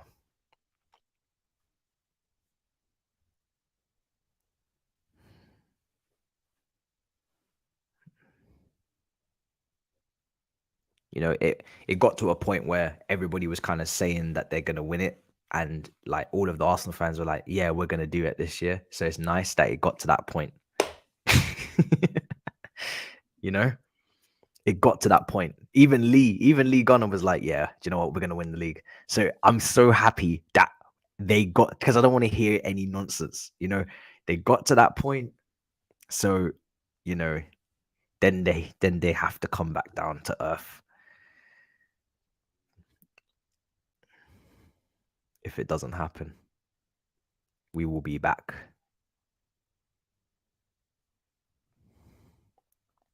Personally, I still think they're favourites. I'm going to keep applying that pressure.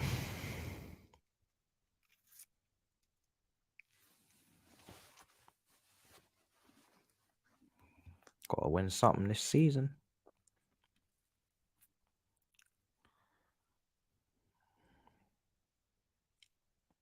Yeah, man.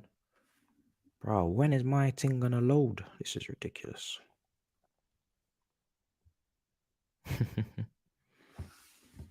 Nah, I'm not trolling, man. I'm not trolling.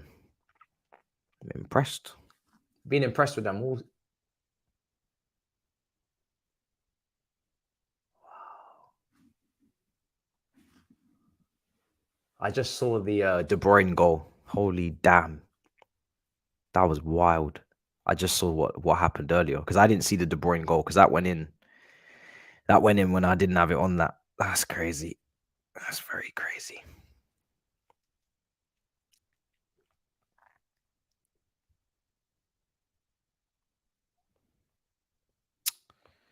Come on, man. Slow cooker.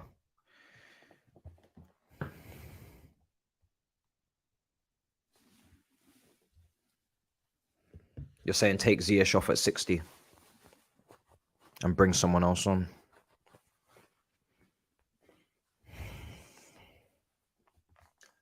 Yeah, there's not many options on the bench. To be honest, there isn't many. So I'm not really sure.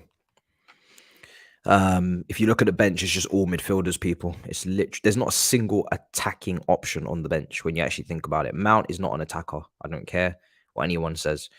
Zakaria, midfielder. Cover, midfielder. Hall, Gallagher, Carney, all midfielders. The most attacking option on there is probably Carney. Nah, I'm not going to call deluded. I wouldn't do that. I'd never do that.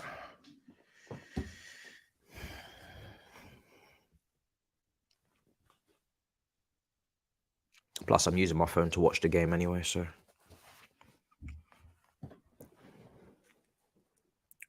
I'd never do that in the middle of a Champions League first leg where we're 0-0. Let me not tempt the devil.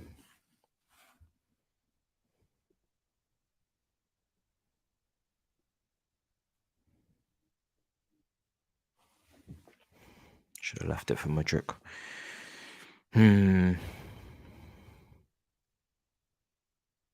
Chilwell, go on, Madrid. I might be a little bit behind my timer now because it was delayed, lagging around. I don't know why.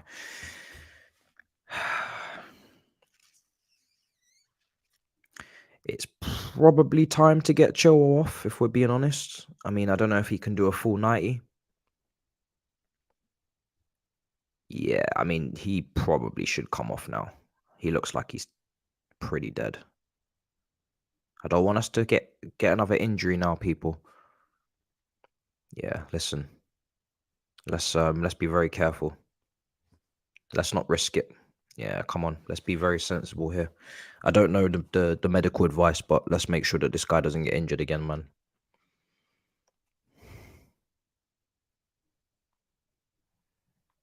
Ball in.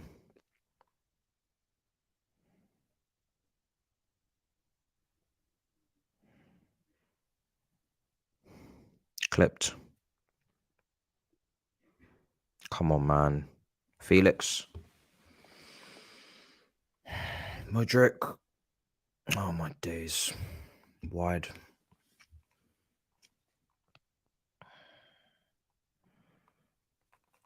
I feel like we can score, man.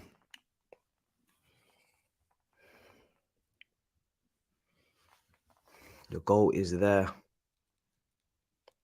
We need to score.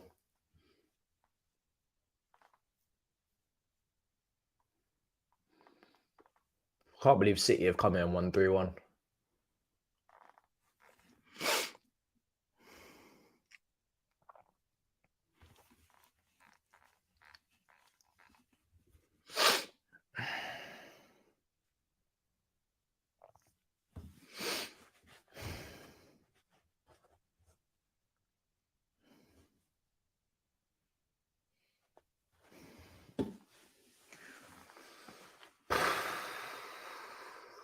Four minutes, that's nearly over.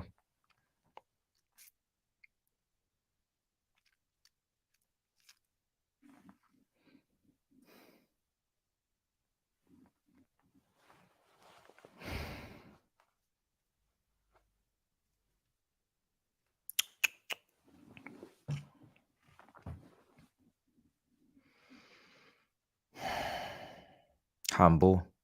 Nah, to be fair, it hit his chest. My timer might be a bit out of sync. I need to update it.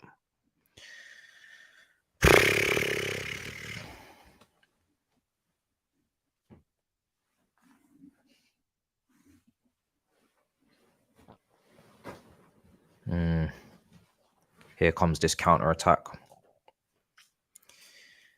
Oh, here we go. Oh my days. Oh wow. It's oh damn. That's a lot of pace. That's a lot of pace right there. Oh god. London is in the mud today. See? People were like, "Oh, yes, you should call DG." This is why I didn't call him, because shit like that happens. Look how stupid I would have looked if I called DG. Oh my god. It's our corner. And it's turned into our misery.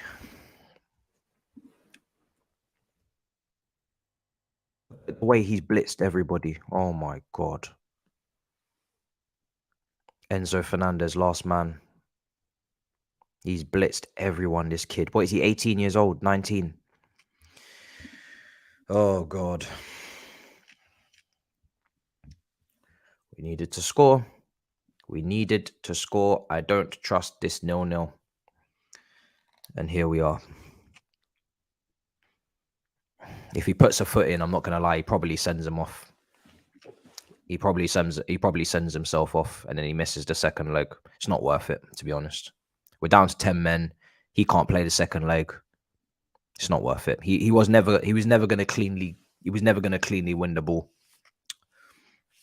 He was always gonna get sent off. If I could see it from a mile away. I think he knew as well. He was about to grab his hand, and then he was like, "Let me just leave it," because 1-0 down with 11 men is better than 10 men and missing the second leg. Oh, Man City, I need you to score a fourth, man. Make me feel better. Oh, this is ridiculous. Kepa made it easy. Oh my God.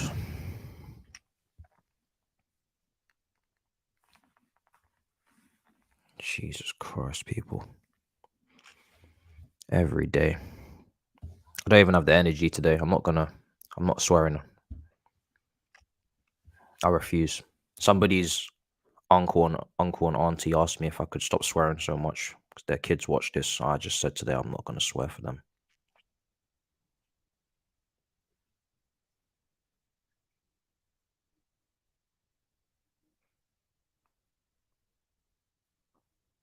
What's going on? Why did the Chelsea admin just said sorry for the delay? Admin's just been hit by a pint from above.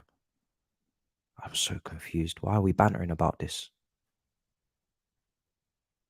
We're literally losing and the admin's trolling. I don't understand. Are you man seeing this? They're laughing. I don't understand.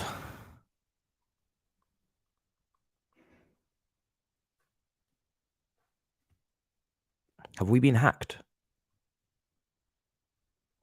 Has our account actually been hacked? I don't understand why we're busting jokes. This is crazy.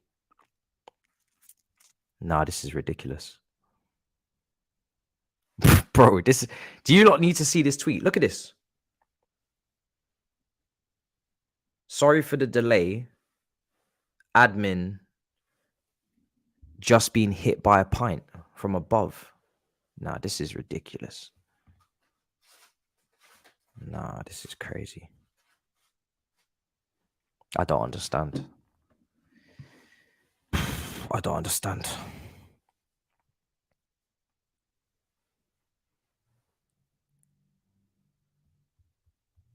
Nah, man, the admin doesn't even care anymore. Admin's had enough.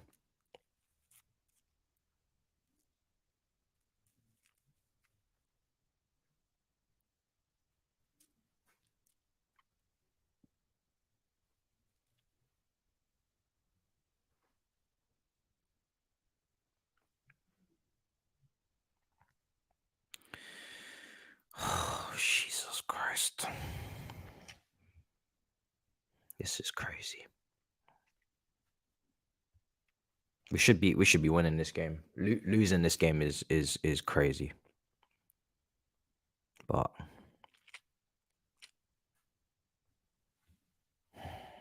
this isn't mad.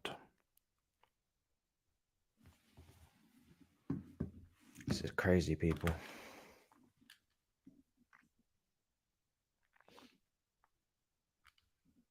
Benfica are winning.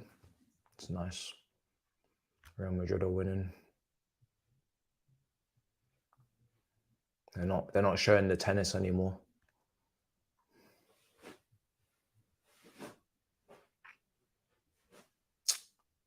Oh my days.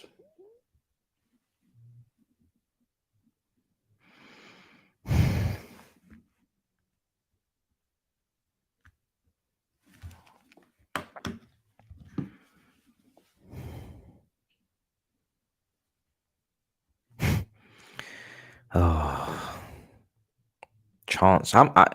We just can't. We can't finish. Just finishing. It's just crazy. This is crazy.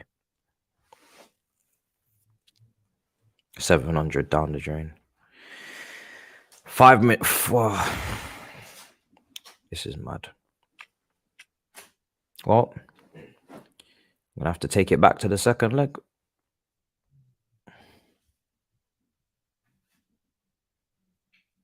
Why do we do this?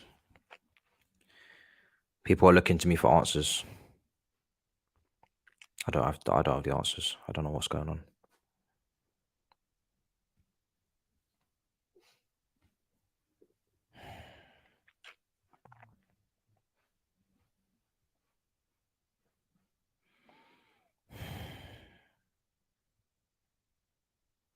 I have to go for the draw.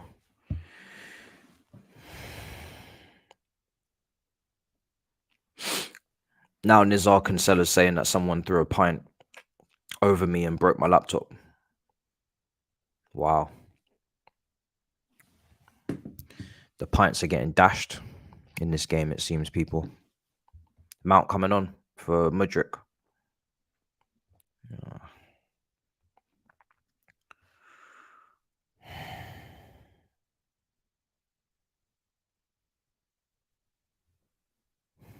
Nah, man. AFTV's not going to cheer me up. This is unheard of. These men are showing the fucking snooker over our game. That's how much the TV companies have completely decided that this is no longer viable. They've chosen the snooker on being sports over us.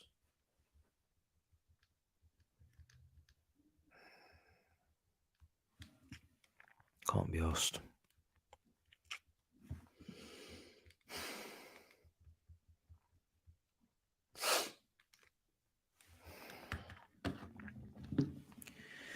One 0 is not a bad result. It's not good. I'd say any defeat is not good, to be honest. I think I would rather not be chasing a game in the second leg. It's not as bad as it maybe would usually be, because you would obviously away goals and whatnot. That doesn't count, but yeah, man. And these I don't even know what substitutions he's even gonna make. Oh, this is fucking mad.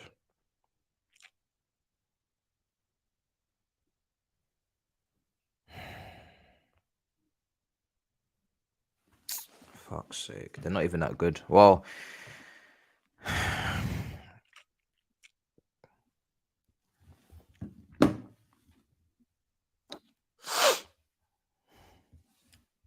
we can win 2-0 at home. I mean, we could do a lot of things. We haven't done these things.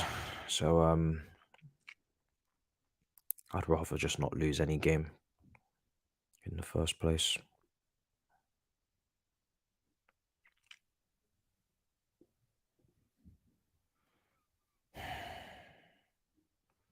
First leg 1-0 away is a C-, someone said.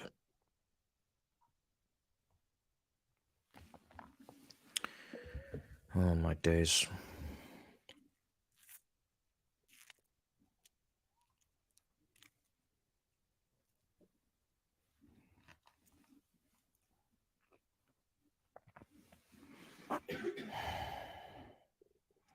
Yeah, exactly. We can't finish. So to demand or expect 2-0 wins before we even get the 1-0 wins is definitely very optimistic.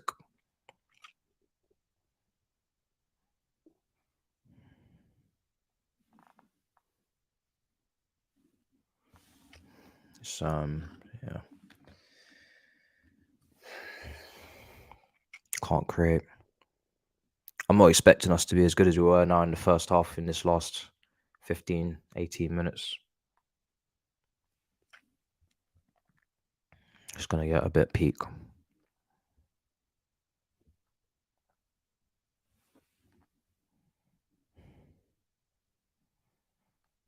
Jesus.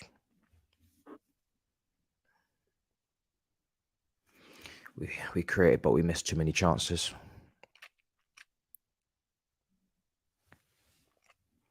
This is long, man.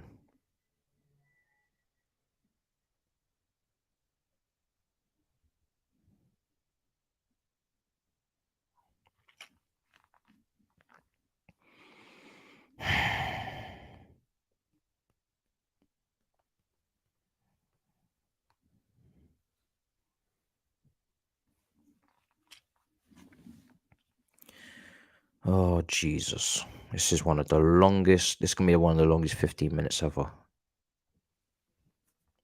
Just want the game to be over, man.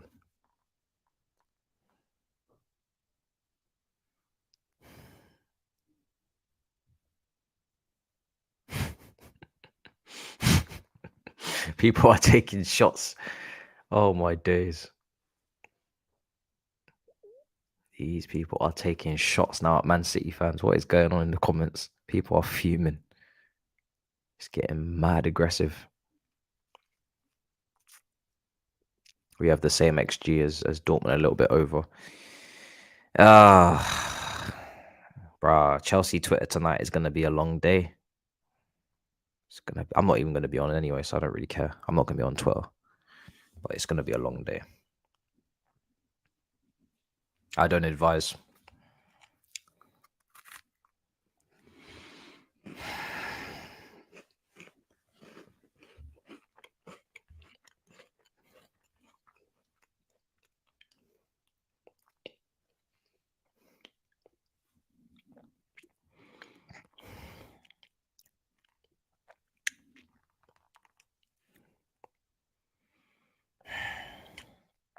Bro, why is Saeed in this chat? Has he not got a game against Barcelona to focus on? It's very premature you being in here, bro. Bro, you flew. You know you're in Barcelona right now, right? You know where you are right now. You're in Barcelona. This is very premature from you. You are in Barcelona. I've been watching Barcelona. You better watch tomorrow. Better watch out, bro. I wouldn't jinx your club. I wouldn't jinx your club.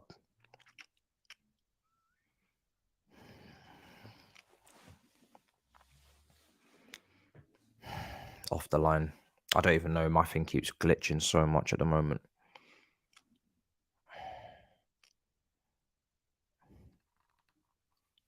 He's in Europe's second-rate competition, giving it chest in the chat. Crazy.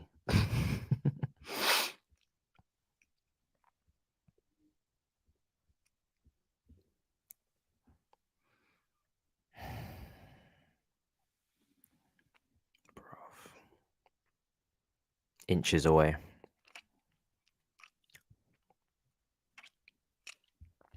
I'm not going to do a review for this game, guys, because my experience watching this game has been too glitchy, to be honest. That's just to keep it a buck. It's too stop and start for me. I don't think there's much to say. I don't know. We'll see.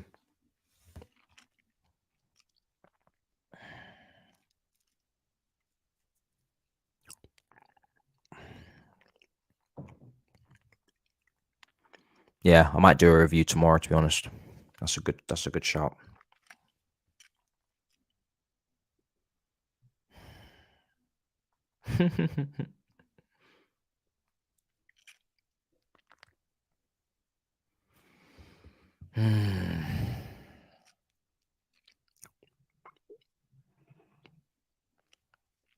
This is fucking ridiculous.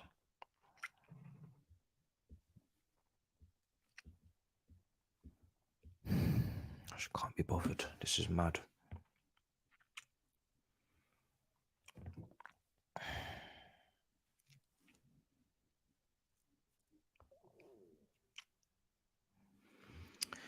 I don't know. I said it at halftime. I don't know. I don't know how many minutes Zakaria can play. Cover can play. I don't know. They're just on the bench. I don't know. I don't know.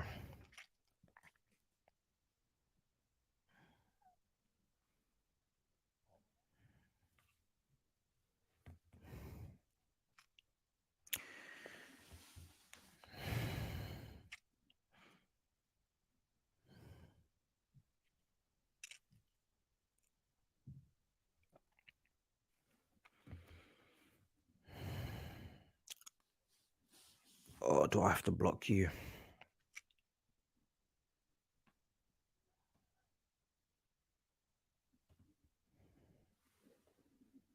Oh, maybe it's actually.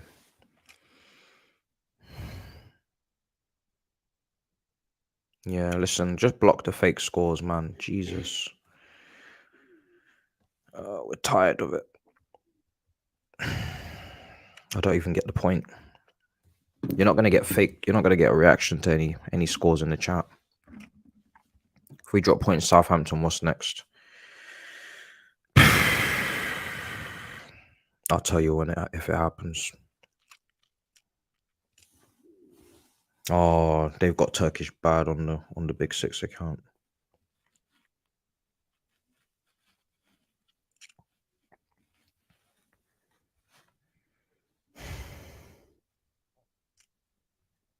We're not getting any better, are we, people? In this match, just getting worse.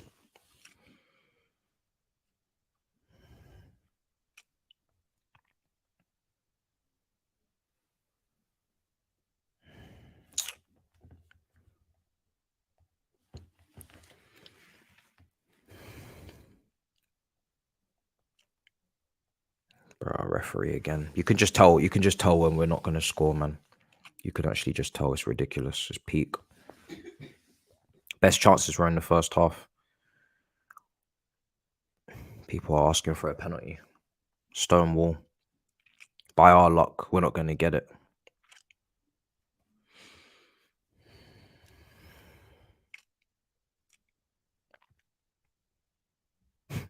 Excellent defense. You got the return leg. Yeah, we got a score in the return leg, you know. And not concede. I mean, listen, we'll see what happens, man. But the plan wasn't to be going there with a defeat. I said a draw. You know, a draw would have been great, but we've got 9 minutes left. Let's see. Let's see if this actually can stick. Show me the penalty clip again.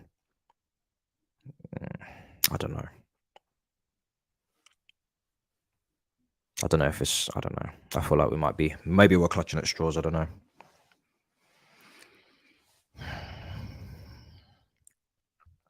Felix again, is it? Enzo's on the ball, I'm seeing. Might be a little bit behind you guys. I'm in line with my timer anyway. Mount. Come on, man. Just get one goal. We need to get a point. It's not a point, sorry. We need to have a draw at least. To take back. Kukurea. What minute did Chilwell come off, people?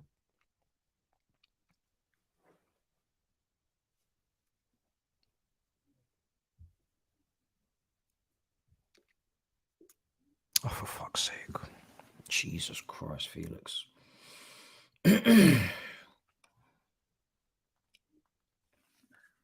Straight at the goalkeeper, man.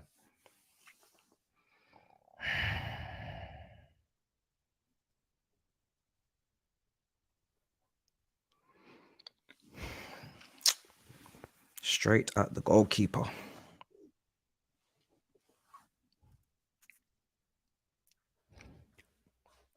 Felix, well, Ziyech is not quick, so if he gets outrun by Emery Chan, then he gets outrun by Emery Chan. I'm not surprised.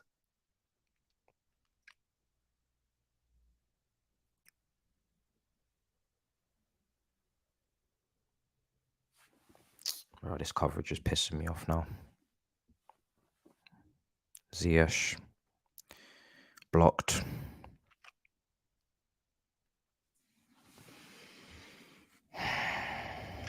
This team just don't look like they can score.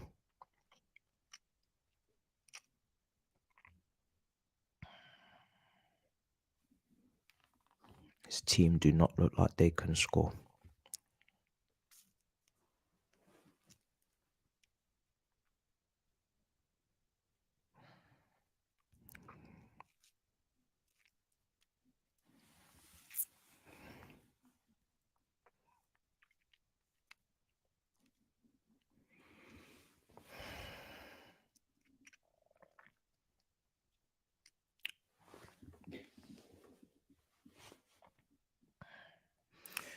Decent football, no end product. I've said it too many times, man.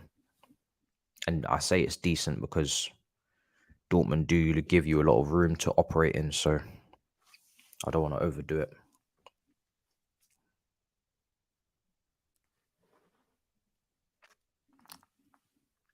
I think Neres has scored for Benfica to make it 2-0. Yeah. 2-0 to Benfica.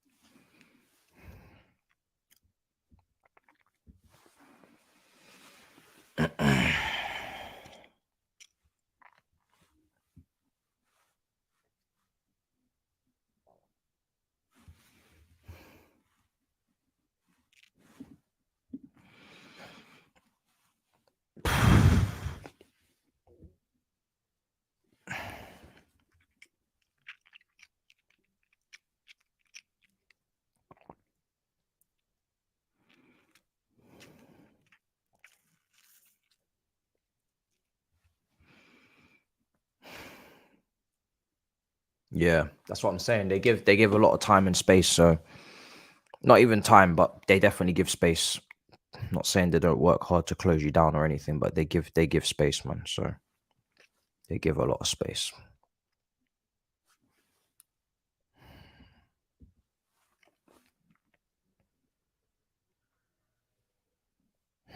Bro, bro. Imagine waiting, imagine traveling out to Dortmund for this again. No goals. It's crazy.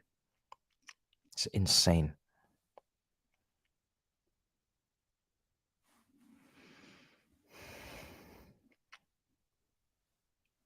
If there was away goals, we'd be in some serious shit. This is not a good result if there was away goals.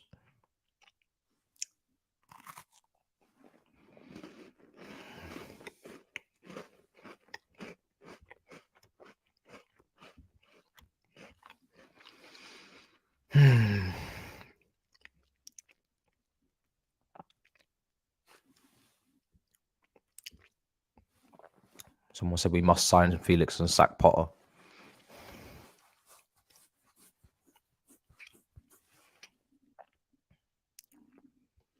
Felix had 2 good chances today. It's a bit of a strange sentence for today.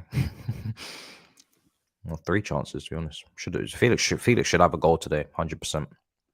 Don't know how he doesn't have a goal.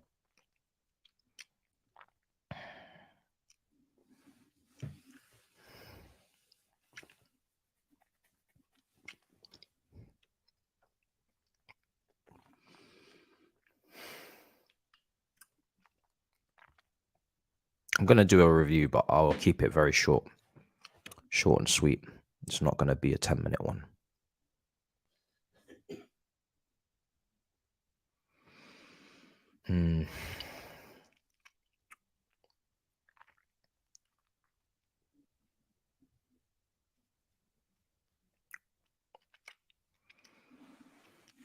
Battery on this light is a disgrace. Didn't even last like 20 minutes.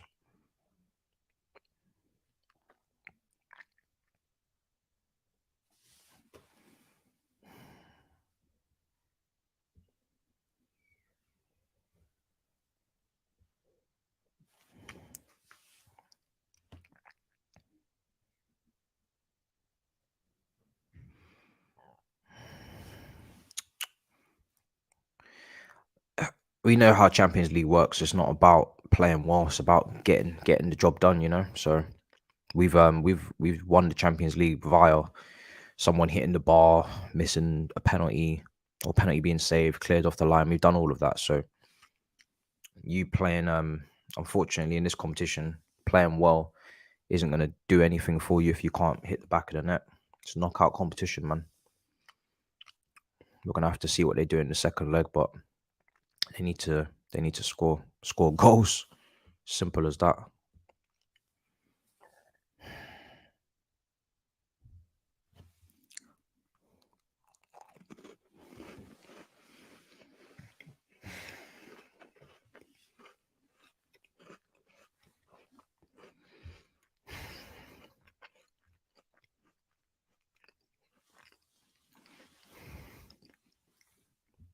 Is Mount suspended for the second leg?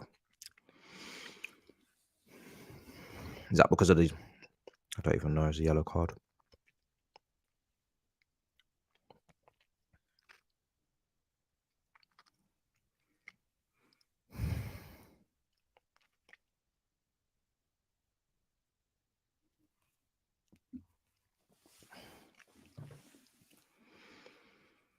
Okay.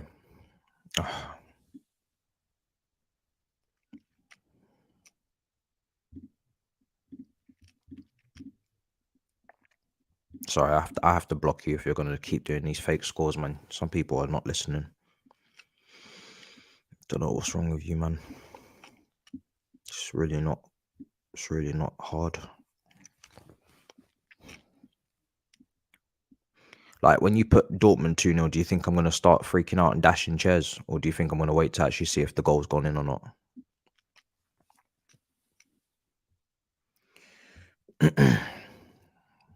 It's very pointless. I don't know when the last time was someone put in a fake score and somebody actually reacted to it. We ain't gonna score today, people.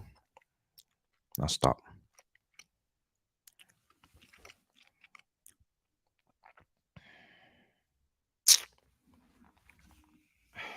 Can't believe I've seen 90 minutes of football, no goals. This is crazy. Jesus. Bruh, do you know what? Yeah, 15 minutes ago, I knew he wasn't scoring. I can just tell. It's really pissing me off how easy it is to tell when you're not going to score. I've been saying it for, I don't know, the whole season. Probably last season as well, but definitely this season.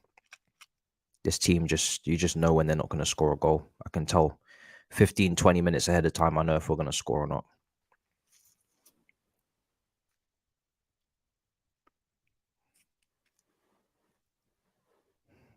Is that full time?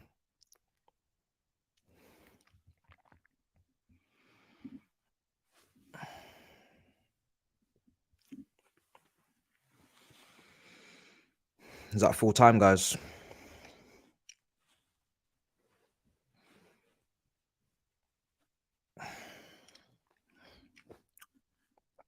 Let me know when it's full time, man. We are amortizing these goals. It's insane.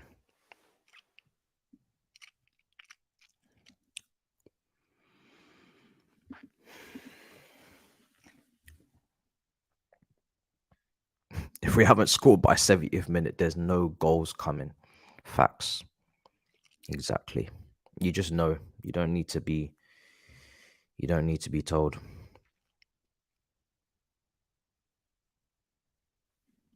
There's no forwards on the bench.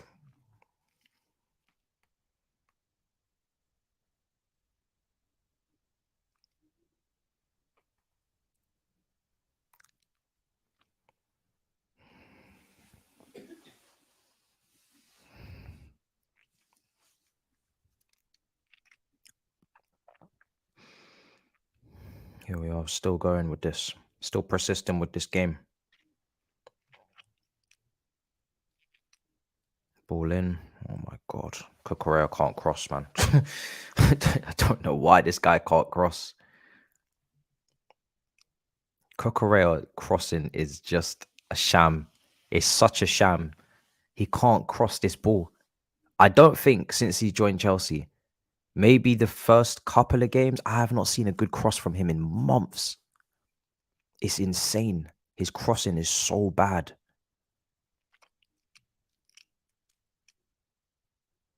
Again.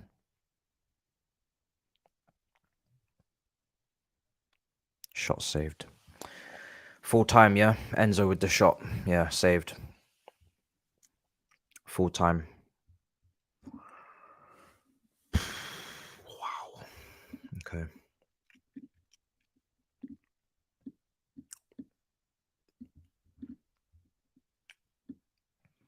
Right, guys. I will see you for the review. I will do my best to get a review out. If I can't, because I don't know, maybe I have not sure what to say. I will see. I will see what I can do. But yeah, that's that.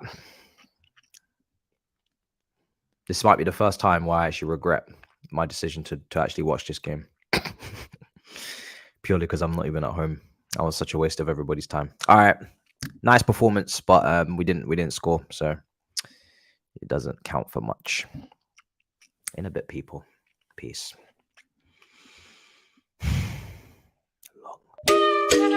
Perfect.